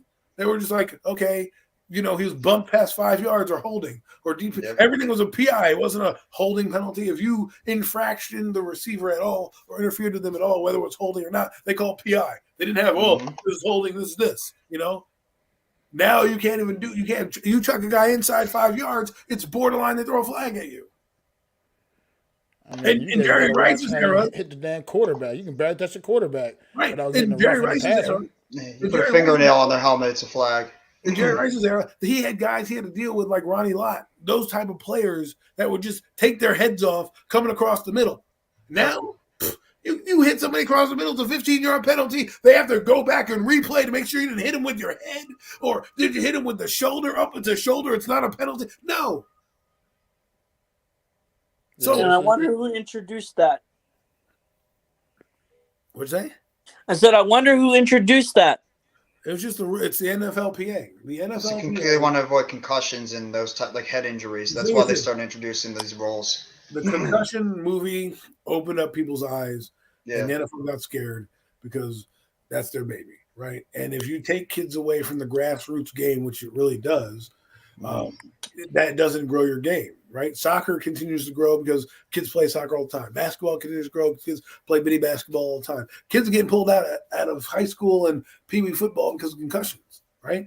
So if you now promote the game's going to be safer, you up those numbers. Remember, these sports grow because kids have to come up and replace the guys that are great. And if you lose that pool or that lake or that ocean of players and it becomes a pool or a puddle, you don't get good players, right? Like you're going to start to see the AFL or the AAFL or the XFL type of talent in the NFL if these guys decide they all not want to play. There's a reason why there's professional sports. And so for the NFL, they tried to make the game safer. They also built and catered to fantasy football. That's the other thing that they've done, right? They want to see your fantasy team blow up. That's the only good thing they've done. Well, no, I mean, I think fantasy football has ruined. I don't like fantasy football. I don't. I think it's ruining the game. It ruined the game because I had a true story. A guy came over, he's a Giant fan. We were watching a playoff game or a big game at my house. You know, had the beers, did the whole 9 yards with like appetizers and shit. He's like, "Oh man, you know, I know we're playing the Eagles, and I hope we beat them, but I hope Brian Westbrook goes off for 100 yards." I said, "Get out." I said, "Get out. Turn around and take your ass out of here." He was like, "Why?" I said, "There is no way you're going to be a Giant fan and root for an Eagle because he's on your team. Okay? No, not happening." I traded away Zeke Elliott and some other Cowboy player in a game because I just didn't want to play them every Sunday because I didn't want to play the Cowboys because I didn't want them to do well. My mindset is like that. I don't want to see you play well, and we don't have that now. Everyone wants to be friends with each other. Yeah.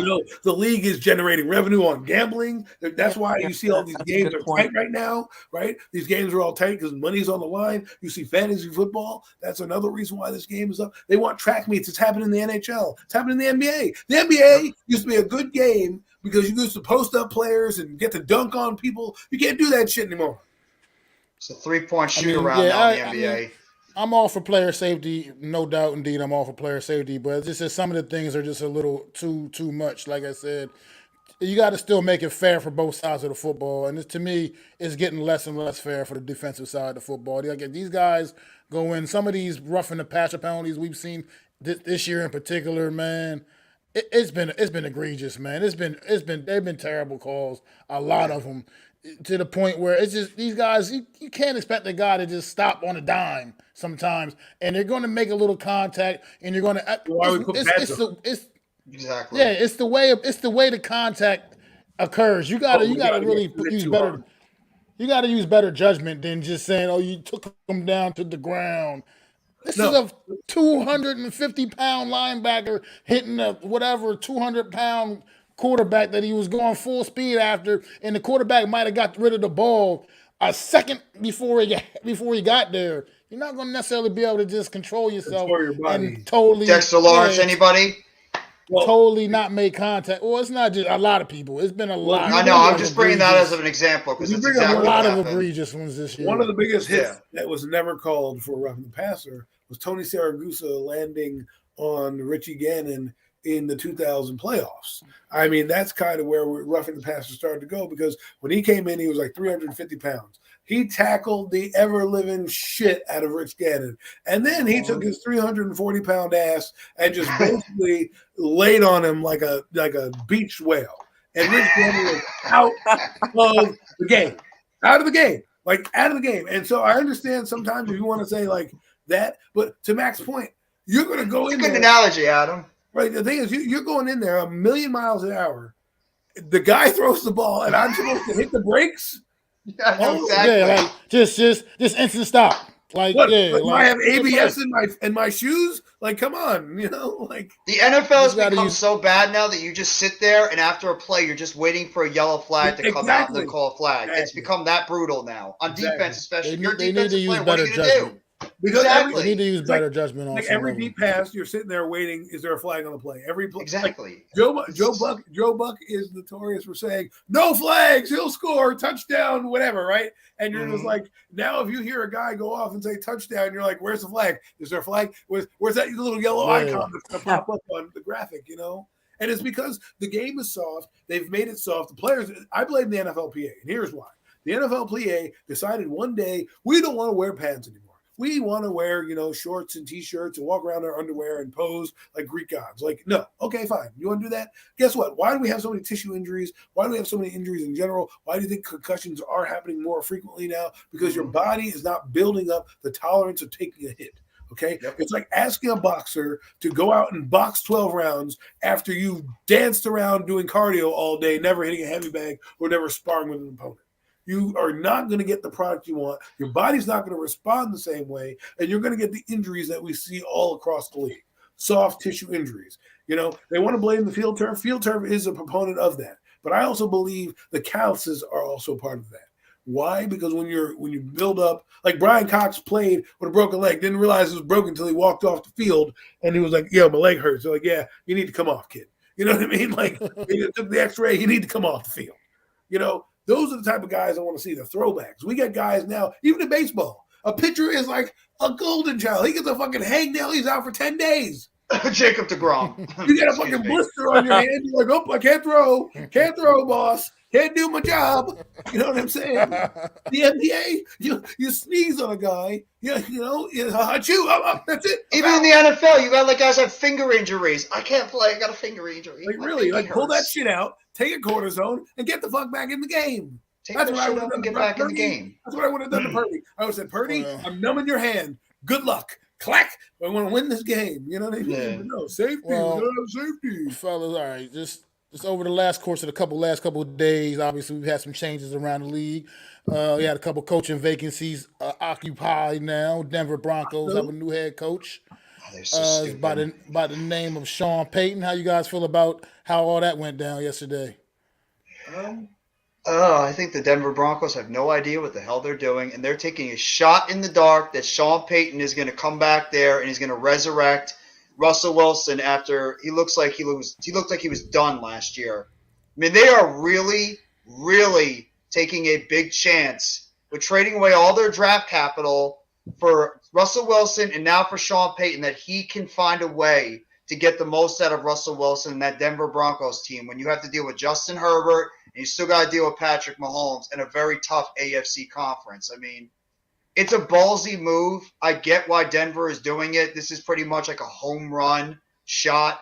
by John Elway and the Broncos, but I don't know if this is going to be able to work out in their favor. And it's just the draft cap. The draft compensation that they gave up for both Peyton and Russell Wilson, that's nuts. Well, I think it's actually I think it's an interesting move, really. I think he's gonna bring, like what Doug Peterson did to the Jaguars is what Peyton, I think, is gonna do with the Broncos. He's gonna figure out what's good with that system. Because remember, that team wasn't that bad. The defense played, they weren't great, but they weren't bad either. They weren't atrocious. Their offense was atrocious. That's because their head coach was an idiot. Now you're going to bring in a guy, and Russell Wilson did look a little competent once his coach was fired. So let's see what happens when Sean Payton, who's been there before, he can walk in like, look, I've got a couple championship rings on me. I've been to a couple of championship games. I turned around the Giants offense. I turned around the Cowboys offense. I brought a franchise that was in the dumps. I mean, you want to talk about one of the worst franchises before he got there. New Orleans Saints were one of the worst franchises in the history of football up until that point. They had a good run in the 80s with the Dome Patrol, but after the 80s and the 90s, they were an atrocious team. And he brings them prominence. I mean, that team had no home after Sandy, right? Or Hurricane Katrina. They had no direction. They bring in a quarterback who everybody thought was not good and was done because of a shoulder injury. And in 3 years, built a program and brought a Lombardi home. And that team was competitive every year that he was on that sideline. So I could easily see him walk in there, look at these guys in the mirror and say, listen, I'm not afraid of the Raiders. I'm not afraid of the Chargers and that little, penis wrinkle up there who's their coach. Because coaching matters. That guy is not a good coach for the Chargers. He looks like a choke. How does he still have a job? Yeah. That's what I mean. Like, are you kidding me? They hired Kellen Moore. Like, okay, great. Good job. I'll say this here about that. What'd you say? Oh, go ahead, doctor. I think they've been smoking too much legalized weed up there. I kind of like Dr. Jeffrey. But I agree with AC to a degree. I agree with somewhat what he said. Here's my feeling with Sean Payton. We talk about Tom Brady so damn much, but Sean Payton. Happy retirement, Tom. I think this was, I think it's actually the draft capital it's a little rough. You look at all that they've given up the last 2 years with their active trade offseason moves. But this team, Denver Broncos team, was only as bad as it was this season because of the hack that they had as their head coach in Nathaniel Hackett. I mean, that dude was a joke, man. That dude was a joke. He was a joke, and he made it quite clear that he was a joke. Week 1 on Monday Night Football, immediately, right from the door, when you went out there and said you were playing to go for a 60-whatever-yard game-winning field goal. You're doing that stream when we watched that, yeah. Nobody does that, Nathaniel Hackett. Nobody does that. This Denver Broncos team, it's an overall fairly, really talented roster. They have a great defense. Already. That's already ready-made there for Sean Payton. They got Russell Wilson, who's coming off the worst season of his damn career. I'm pretty sure that's not going to necessarily just happen again next year. Like to think so. We don't know for sure. Not with Payton. No, for sure. They got a good running back in the kid Williams. Javonte Williams, and Gordon is Melvin Gordon, competent running back as well. Few ball handling issues, but he's still what injury did Williams overall. have last year? Was it an ACL or was it an Achilles? I can't remember. But they got some decent receivers out there too in Denver as well. So it's not like this is a team that doesn't have good legitimate talent on there. It was just a team that was very, very poorly coached. Yes. And I think Sean Payton is going to completely, obviously, change the dynamic of all of that. We're not going to see the same Russell Wilson we saw this past season next year. I just can't imagine we're going to see that. I mean, who knows? But like you said, Mac, you're bringing it to home. You're bringing my point home with me. An experienced guy coming in with an experienced team, right? It's not like they're an expansion franchise or they're trying to rebuild or whatever it is. They were trying to win. Remember, we said the only thing that was stopping the Broncos was a quarterback. Remember, they had Teddy Bridgewater. Vic Fangio had that defense humming. Yeah. The offense couldn't do anything. They had Bridgewater at quarterback. They had somebody else the other year before that. They had quarterback. They were running Trevor Siemian out there for years as well. So Peyton is going to know what to do with Russell Wilson. Okay, he's gonna know what to do. I mean, hell, he kept afloat with Taysom Hill and Jameis Winston his last year. He made those guys look like competent players out there. And Jameis Winston gets signed because of what he did with the Saints because of Sean Payton. I mean, that's why he's getting that big contract. So if he can take that guy who couldn't see a damn thing, stealing crab legs all over Louisiana, to make him a competent quarterback, to now come in with Russell Wilson, who I don't think is going to be great, but I don't think he's also going to be bad. I think he'll be serviceable. I think he'll be an average quarterback at this point. But think about that. In the offensive mind, a guy that's going to know how to use him, a guy that's going to know how to use the receiving core, a guy that's going to know who to bring in as a defensive coordinator or a direction of a team, and those guys are going to respond to him. You'll see. Where would you guys put the Broncos right now in terms of the pecking order in the AFC? With Sean Payton now there, Russell Wilson getting another year, those two together, you have a really good defense, got a bunch of young players, solid playmakers. I don't know about Williams. I'm not putting my stock on a guy coming off a serious injury, even though Gordon's not that bad. So, where would you put the Broncos right now in, terms of the pecking order in the AFC? I personally think Sean Payton gives them, to me, instant credibility to me. Now, I think, because like I said, this is not a bad roster. This is, like I said, it's not like he's taking over the Houston Texans. We'll talk about them in a minute. The Denver Broncos have a decent roster. Nathaniel Hackett absolutely destroyed that team this season, man. With poor decision after poor decision after poor decision, man. That guy was a joke of a head coach. I don't see anybody taking him seriously, and I don't see any more head coaching jobs in his future because that's how bad he did with his performance this season, man. And if he does get any more opportunities, it's going to be way down the line. Nobody's going to bring this guy in, probably even for interviews, anytime in the near future. So I think Sean Payton can have this Denver Broncos team, honestly, instantly already competing for an AFC West title next year. Already. I think just the signing of him puts him in that position. And basically a lot of it's because their defense, despite the coaching deficiencies of Nathaniel Hackett, their defense was still kicking ass most of the season. So I think this is a good situation for Sean Payton, and I think this is Denver Broncos are ready to compete now because they got a coach that's not going to be in there making bonehead decisions constantly each and every week. Well, if you're talking about coaches, he's number 2, right? It's Andy Reid, then probably would be Sean Payton. Then I would put Josh McDaniels over the little chode in LA Chargers. The guy in LA, it just irks me. He's ruining my quarterback. He's ruining Justin Herbert to do dumb shit. You know what I mean? How do you not run the football in the second half of that football game against the Jaguars? Okay, you threw pass after pass after pass, right? The stupid shit he does, right? The year before that, he did a dumb shit with his ego where the Raiders could have let him in with a tie and he wanted to win the damn game. And Raiders screw you, we want the playoffs. That type of stuff. I wouldn't say he's ruining Herbert. I'd say he's wasting him though. I would say he's completely wasting the time he's getting to spend with him right now because, like you said, he could have put that game away in Jacksonville in the wild card round. That was unacceptable. So I think he's just wasting it. People try to blame Herbert. I'm like, Herbert's kicker missed a field goal, which would have ended the game regardless of what would have happened. All right, if he doesn't miss that field goal, we're not talking about it. We're talking about, it was a valiant effort by the Jaguars. They're heading in the right direction. Instead, we're talking about one of the biggest collapses in playoff history. The fact that you lost the game with a +5 turnover differential, that is terrible. And a 4 touchdown plus lead. I think the NFL said something at half. Wow. Referees? No, yeah. To a degree, I think they did. Look, if the NFL is that corrupt to do that, and it probably is, then they're stupid because the Jaguars are on a storyline, okay? That's why I keep telling you, the NFL is about storyline. Kansas City and the Eagles is a storyline. Kansas City and the 49ers, we've done that song and dance already, okay?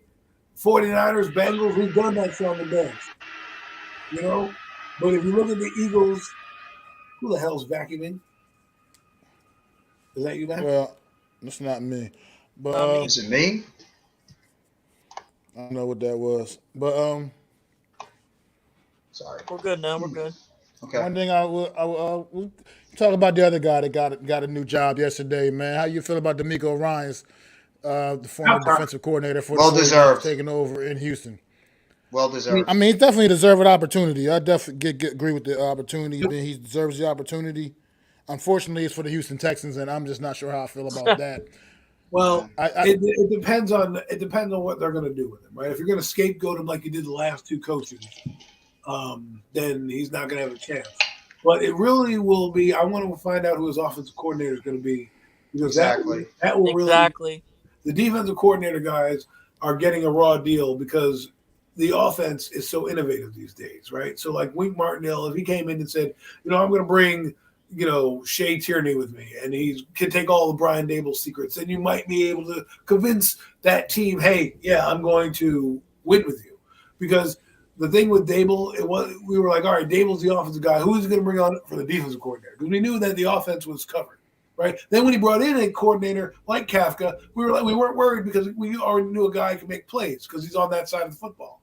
You see DeMeco Ryans come in. Let's see how he does it. Is he going to be like a Robert Saleh, kind of a CEO type of player, and walk around and not really do much in terms of how he motivates players? Because guys I think like this, if you are like Rex Ryan used to have this, he used to have a good defense. His offense were crap, but he has a good freaking defense every time, regardless of what he played. It's about your offensive coordinator. Can he be competent enough to get you guys there? Because I think the defensive side of the ball is going to be fine. They had some pieces over there in Houston, Petrie and a couple other guys in the back end of the secondary who will really take a liking to this attacking style that DeMeco Ryans brings. I mean, I'm just curious to see when it comes to I'm sorry, go ahead, Mac. No, I was just really finish your point, Jeff. I'm just really curious to see, like Adam was hinting towards, is who they're going to hire as their offensive coordinator, and then depending on who that guy is, who's going to be their young quarterback they're going to draft as well, and then is DeMeco Ryans going to be one of those coaches that's just going to mainly concentrate on the defensive side of the ball, or is he going to be a legit head coach and have somebody underneath them that's going to really run the defense, and he's going to be that total head coach, maybe have some intel and say on like the type of defensive schemes you'd like to see run, but he's mostly going to be the guy running the entire team, because that's what is going to make the difference between a guy, who is a defensive or an offensive coordinator and just really specializes more on that side of the ball, or somebody that's going to look over the entire team and let the defensive guy handle his job, the offensive guy do his job, and he's going to watch over the entire football team as a whole. So I'm really curious to see mostly who is that offensive coordinator that Ryan will hire on his staff, and that might lead to the quarterback they decide to draft in this upcoming draft, whether it's C.J. Stroud or Bryce Young or whoever it is. So, I mean, that's the intrigue I'm looking for. Willis or Levis or even Richardson. I mean, you never know what type of quarterback that they might have interest in. So, I mean, that's the intrigue I'm looking at. I mean, I haven't been following the Houston Texans, process of hiring a coach. Just, obviously because I really don't care about the Houston Texans. But at the same time, I almost feel like this came so quickly after the championship game. Like, when the hell did you have even interviewed DeMeco Ryans? You know what I mean? Like, is this one of those situations? This is one of those situations where it's like, I mean, obviously we know DeMeco Ryans was a great linebacker for the Houston Texans back in the early 2000s and stuff like that. Is this one of those situations where you just want to, bring home a little bit, get a little home hire, a little home cooking, and hope that can provide some kind of a spark for this team? And DeMeco thinks he can go in there and turn this franchise around that he played for most of his career with. Yeah, most of his career with the Houston Texans, So I'm just curious about that because I felt like I think the Broncos initially wanted to hire him, and then they turned him down, and that's when we went quickly. Well, with the 49ers being in the playoffs, he hasn't been doing interviews. You know what I mean? I would assume he hasn't been. Dable last year went to the AFC title game or whatever it was, right? And not the AFC title game. He went to the divisional round. We knew Dave was going to be the coach long before, he was the coach. We kind of had a feeling that this was going to be the guy. The Giants did their rigmarole, which they almost got in trouble for, right? Of going through the process and doing whatever they needed to do to get their guy, right? And so I think they did their interviews, whether they be virtual or in person or whatnot, and they knew that hey, we're going to take DeMeco Ryans as soon as he gets out of the playoffs. There probably was a deal in place. He probably would have been their coach after the Super Bowl if they went. All right. I mean, that's fair enough. I just hope that, like you said, Hope he doesn't. Hope it works out for him out there. D'Amico Ryans was a great defensive coordinator. Did a great job with that 49er defense, and hope it works out for him, man. Getting the opportunity to coach a team that he pretty much played, like I said, the majority of his career with. Yeah. And played great, by the way. He's an all-time great, in my opinion, at the linebacker position, man. D'Amico Ryans was way better than people give him credit for. Because he's playing on Houston, you wouldn't know how good he is. Yeah, he was terrific as a linebacker for the Houston Texans. Very underrated player back in the day. Well, Darren brings up a good point, man. You guys want to talk about this a little bit? The storylines in the Super Bowl coming up. Sure. Some of the Andy Reid coaching against his former team, the Kelsey brothers, the two guys that are. This is the thing fascinating about the Kelsey brothers, man, because these guys are literally the best players at their position, as well as being brothers playing on. Those played on defense. That would have been great. You got the best damn tight end in NFL is undisputed. That's Travis Kelsey. There's nobody. You can't even make an argument. They end up being the best in the NFL. Which is why I think he's more the difference maker than Mahomes. You can't make an argument there that he's the best. That he's not. He's by far and away the best tight end. And then Travis. I mean, and then what the Jason hell is his Kelsey. name? Jason Kelsey. Yeah. And Jason Kelsey is. I mean, you can maybe make case for a few other guys, maybe. Probably in the Hall of Fame. They're both Hall of Famers. But Jason Kelsey is the best center in the NFL, in most people's opinion as well. So great technique. And like you said, ask Jelly Ellis. Both future Hall of Famers. Both future Hall of Famers, man. And now they get to battle each other for a Super Bowl. Unfortunately, like you said, one's not on defense, so they don't get to actually get those head-to-head matchups or nothing like that. But at the same time, it's pretty cool. It's kind of a pretty cool storyline to see two brothers on opposite teams competing against each other in the Super Bowl, man. It would have been funny. It would have been funny to see Tiki against Rondé in 2007. But that would have been cool. That would have been really cool. But we don't get to see. I mean, Kelsey, I like. Never had a problem with him. I mean, I thought he was going to retire, but I guess not. But now he's going to go into podcasting. If he wins, I guarantee he's probably going to call it a career and say, "Hey, listen, man, it was fun. Let me take my. I think he's in his 30s. Let me take my 2 rings and go, and I'll see you. I'll see you in Canton." Because guys like that will get to Canton, Ohio. Because the offensive linemen. See, the thing is, here's why stats do matter. Offensive linemen don't have real stats, so there's nothing to measure outside of film and press clippings and all pros how good these guys can be, right? With a career of stats with like quarterbacks, running backs, and receivers and DBs, you get the stat line. You get something that tells you, hey, look, he's got 1,000 tackles, he's got 40 sacks, he's got this, that, and other thing. These are Hall of Fame numbers, right? What does the center got? That's it. Maybe games started, a couple of championships. So it's funny that we talk about it because no one really looks at the offensive lineman and go, oh, if they made pancake blocks a real thing, not like I mean, it might be in PFF, but it's not like a real thing. No one goes to the Pro Bowl because you have pancake blocks, right? You go to the Pro Bowl because you're a good blocker, but that's not a stat on your sheet. The only stat you really have is how many sacks you give up, and even those are challenged because of stunts and things that the defense does. So they may not be really credited to you. I know Andrew Thomas got credited for a couple sacks a few years ago that weren't really on him, but they did a stunt. So, he's going to be a guy that the numbers he doesn't have any numbers, but he's a good center. He's been top of his game for a lot of years, and he'll probably end up in the Hall of Fame. I think a lot of those guys on that Eagles team might retire if they win the Super Bowl. I think Jason Kelsey might retire. I think Lane Johnson, the right tackle, might retire. Brandon Graham and Fletcher Cox. I think if they go out and they win that Super Bowl a week from Sunday, I think a lot of those guys might just call it a career because at that point, wouldn't you want to go out on top? You're all at the end of your career. You've been lifelong Eagles. At that point, just walk away as a champion. You're not going to be immortalized. Maybe not in the Hall of Fame, but at least immortalized with a Lombardi. Yeah, and all 4 of those guys will be in the Eagles Ring of Honor. All 4 of those guys will be Ring of Honor players. As a Giants fan, I would be okay with all of that happening. As a Giants fan, not the Eagles winning. Go ahead and off into the sunset, so you ain't kicking our ass off. I'm so sick of all 4 of those guys. I'm so sick of all 4 of them. Brandon Graham, Fletcher Cox, Lane Johnson, Jason Kelsey. Go. Goodbye. The Eagles, somehow they'll figure it out. And they have a top 5 pick this year, and they just keep plugging in the guys, and away they go. The Eagles never die. Who did they get that pick from? New Orleans. The Saints. The Saints for the CJ. What's this? CJ Gardner He got it Johnson. from New trade? Orleans. For Yeah. who though? I think They so, traded yeah. away. Did they trade away somebody, or they traded? But how do you get a first round pick for acquiring? I can't remember. I can't. Yeah, I can't think of it. I I can't know they got it remember from the the Saints details. somehow. All the details. A stupid ass team might even get better.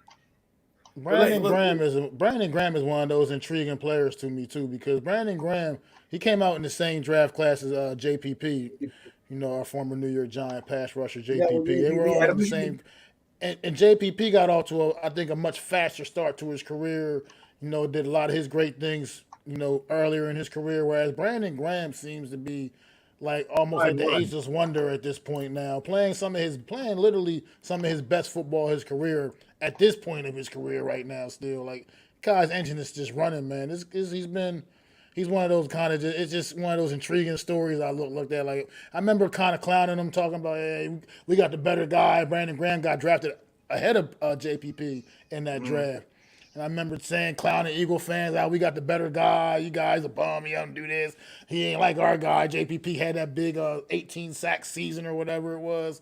He had however many he had. And it was like, I just remember cracking jokes on Brandon Graham, man. But this guy's really turned his career around, becoming really, really one of the dominant edge rusher, man. Double-digit sacks. Part of that, 4 Eagle players with double-digit sacks in one season. I think this is the first time he's had that. Crazy. Makes me sick. Makes me sick. That's the first time he's had that, because in 2021 he was injured. He had no sacks. This is the first time in his career he's had 11 sacks. An Achilles injury. He tore his damn Achilles. Like you guys said, like he started off slow, and we did think we got the better of the deal. And there was rumors that the Giants liked Brandon Graham at that time. How he would have fared in the Giants, I have no idea. But right now he's playing his best ball at 34 years old. So we'll see where he goes from there. I don't think he's a Hall of Famer. He's definitely going to be in the Ring of Honor for the Eagles. For the Eagles, absolutely. He's going to be. I think he takes advantage too of the rotation of the Eagles defensive linemen they have, where he could stay fresh and not have to play the amount of snaps. Where he's like able to not play a whole lot of snaps compared to if he was on the Giants. He probably had to play the max amount of snaps. Where you got Josh Sweat, you got Hassan Reddick, so he could rotate his snaps in gradually and not be out there for the full complement. That really does a lot of wonders for your defensive linemen and keeps them all fresh going into the end of the season. He's like their Justin Tuck. Like, if you were to compare careers, like Justin Tuck for us in 2007, he's got like 60 sacks, 70 sacks, played good, won us a couple of championships. Brandon Graham is their Justin Tuck. He's been there. He wasn't maybe the biggest sack guy, but he did contribute. Hell, he has one of the biggest plays in Super Bowl history with the sack fumble of Tom Brady. Tom Brady of that football game. Which I thought New England was going to win with 2 minutes to go. They were cooking. They got the ball to like the 50 on a couple of Gronk passes. I'm like, man. And it was one missed block that Brandon Graham just took and sack fumble, and that was it. He could have retired then and still had a good career. But we'll see, man. I mean, this is why you have teams. Like, we had guys like a Brandon Graham. I'm telling you, it's like Justin Tuck.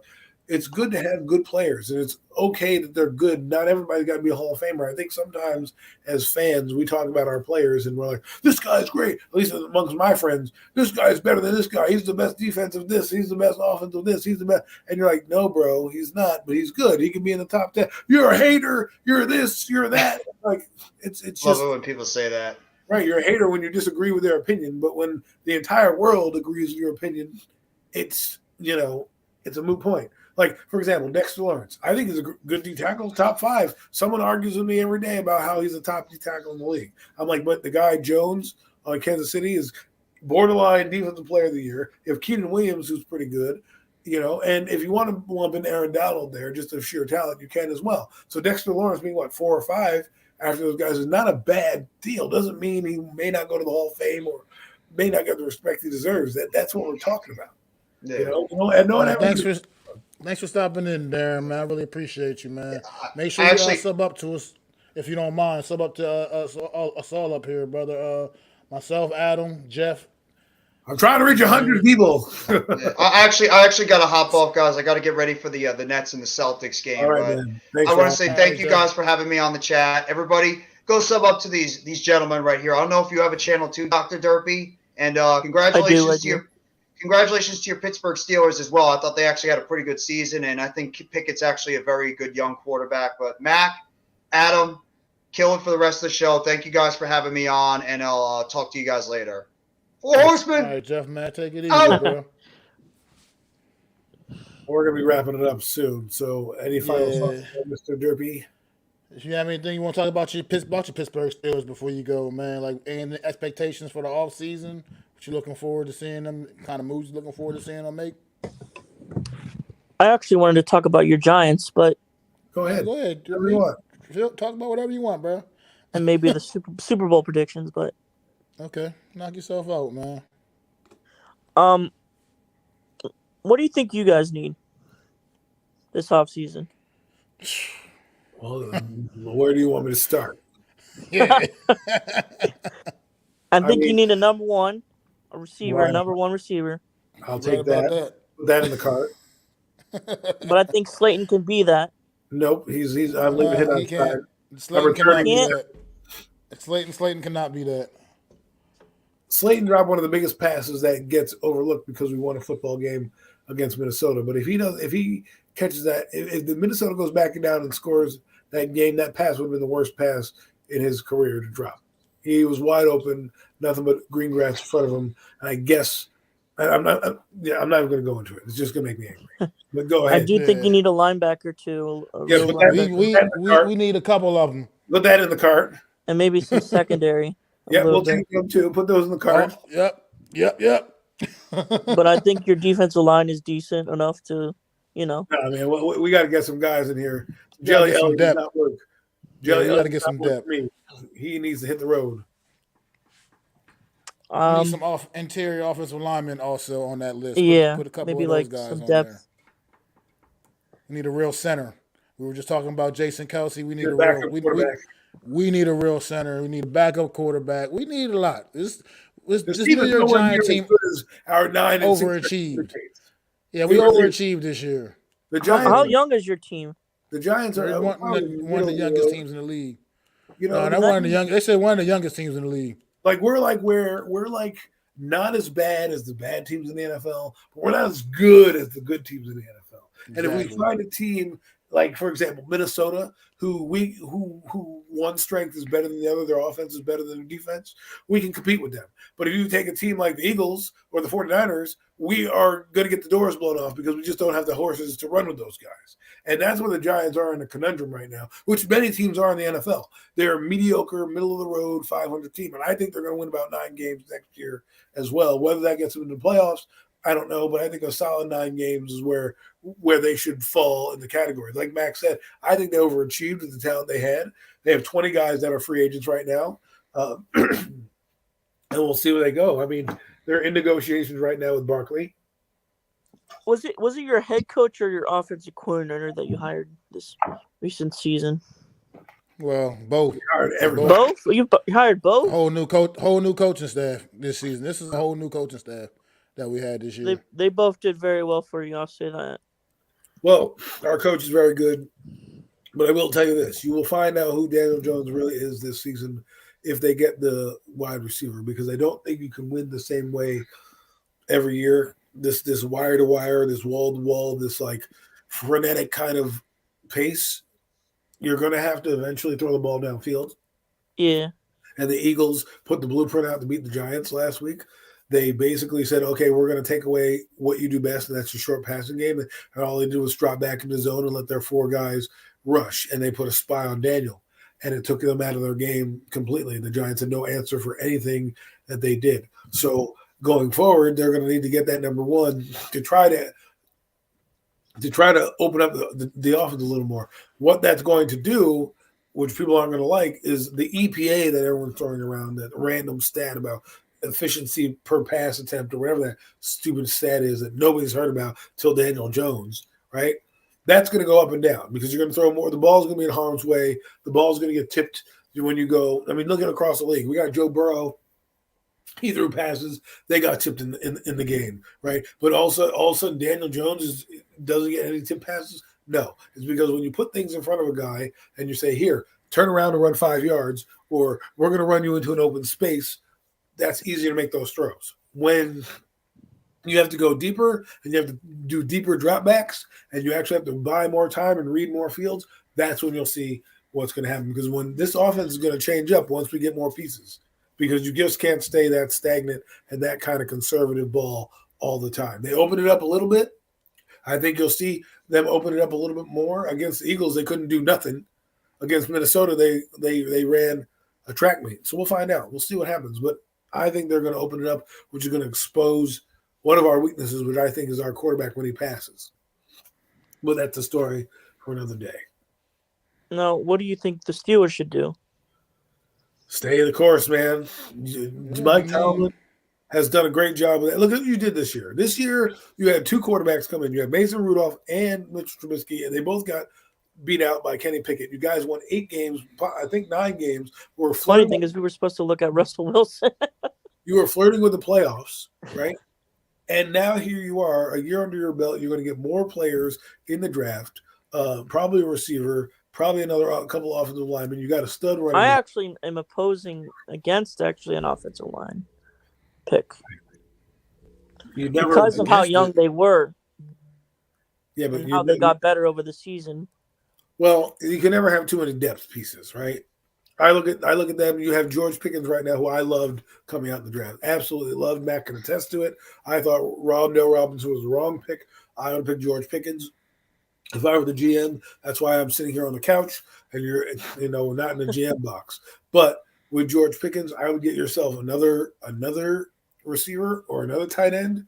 And I don't understand because most of my fan base doesn't want that. They do not want that. And interesting. Yeah, they want either a corner or they want either an offensive line. Well, I think they're looking at the traditional way, the traditional sense of the Pittsburgh Steelers. I would put corner on that list, high up on that list as well. But, anyways. But it's getting about that time. Oh. I was going to say real quick, too, I was thinking because defensively, you guys are still pretty rock solid. TJ Watt, you guys are just still rock solid defensively. Mike Tomlin did all he could with that football team this year, all things considered. You lose a future Hall of Fame quarterback in Ben Roethlisberger. It's not easy to just turn things around, recover from that. You know what I mean? And Kenny Pickens came in there and he showed some chops, man, some moxie out there. So I think you definitely got your quarterback right now. And you're a well-coached football team. This team is still, you got to remember, man, all the adversity Steelers dealt with this season. I mean, they lost T.J. Watt for a big part of this chunk of this season as well due to injury. All the adversity, this team still didn't get eliminated from the playoffs until the last week of the season.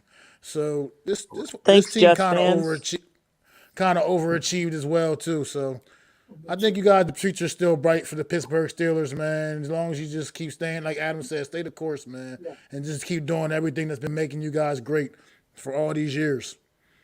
And I think everything will be fine.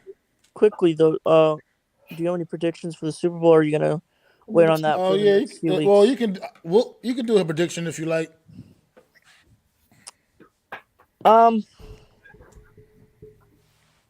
See, both. It's going to come down to their defenses. And the Eagles, I would probably give the edge on the Eagles, unfortunately. Because they technically know what Andy Reid is like. If you know what I mean, like how he coaches, how he officiates the offense. In all fairness, these Eagles players that are playing now, not a lot of them probably don't have a lot of Andy Reid. Fair. Nice. I would say around during his era. I mean, an argument it's a shootout. Really? Well, let's hope. Let's hope. I mean, I don't know, man. The Eagles are an interesting team. They can play small ball, they can play deep ball, they can play power football, they can play basically any type of ball you want to play. And they do it in a physical manner. They've got a swagger going. Their coach was dancing on the sideline. And I hate to say it, it's probably going to be their time. I hate to say that because I love Kansas City and what they're doing. But we'll see how – I mean, I'm rooting for Kansas City. I think Steve Spagnuolo is going to have that team going up for it. But here's where the key will be. I don't think the defense is going to be the strength of this team. I think the Eagles' offensive line, if they can control Jones in the middle, and they can kind of dictate to Kansas City and get, like I said to you, down in distance. They love to run from first down to second down, 5-yard plays, right? If they can get a first down, like in the Giant game, they ran a play for 5 yards. The second play of the game was a deep pass to Devontae Smith. That's what they did. They ran 5 yards, got their 5 yards, and they're like, we can take a shot. Uh-oh, I'm running out of battery here. Oh, no. I'd say you want to score? Well, go ahead. Go ahead, give us a score, bro. See, it's difficult. I'd say 42. Whew. Nah. That's hard. That's why I'm saying. That's why it's gonna be fun though.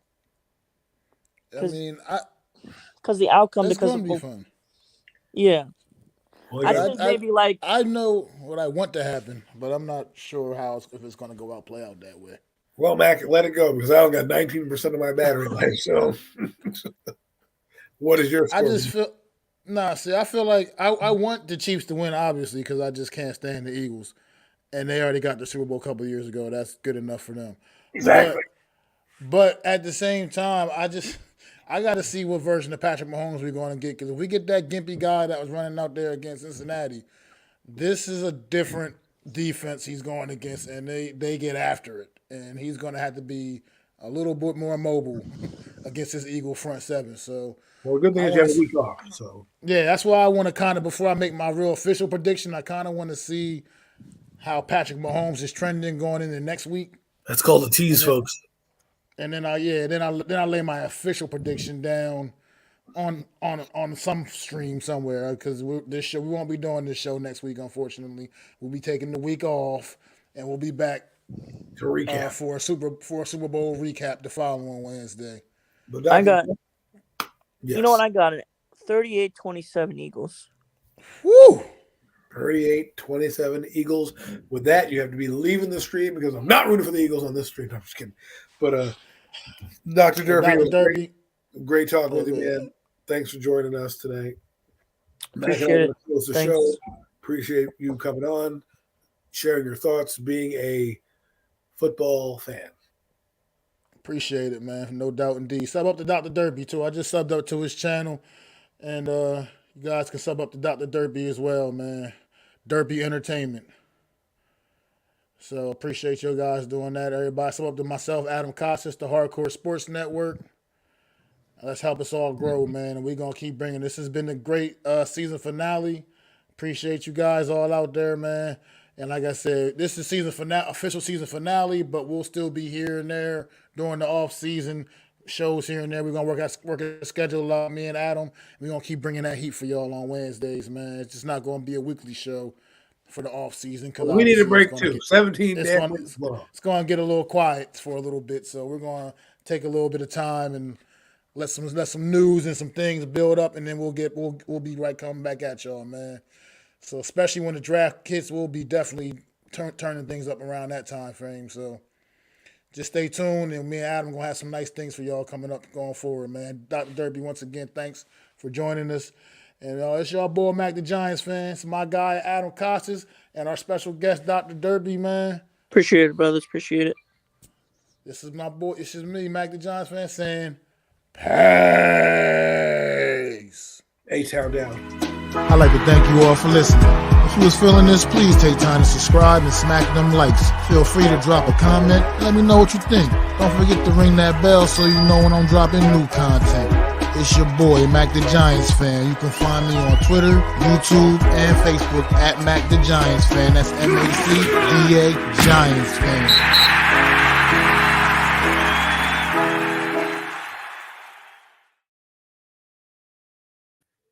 Yo, fellas, still there?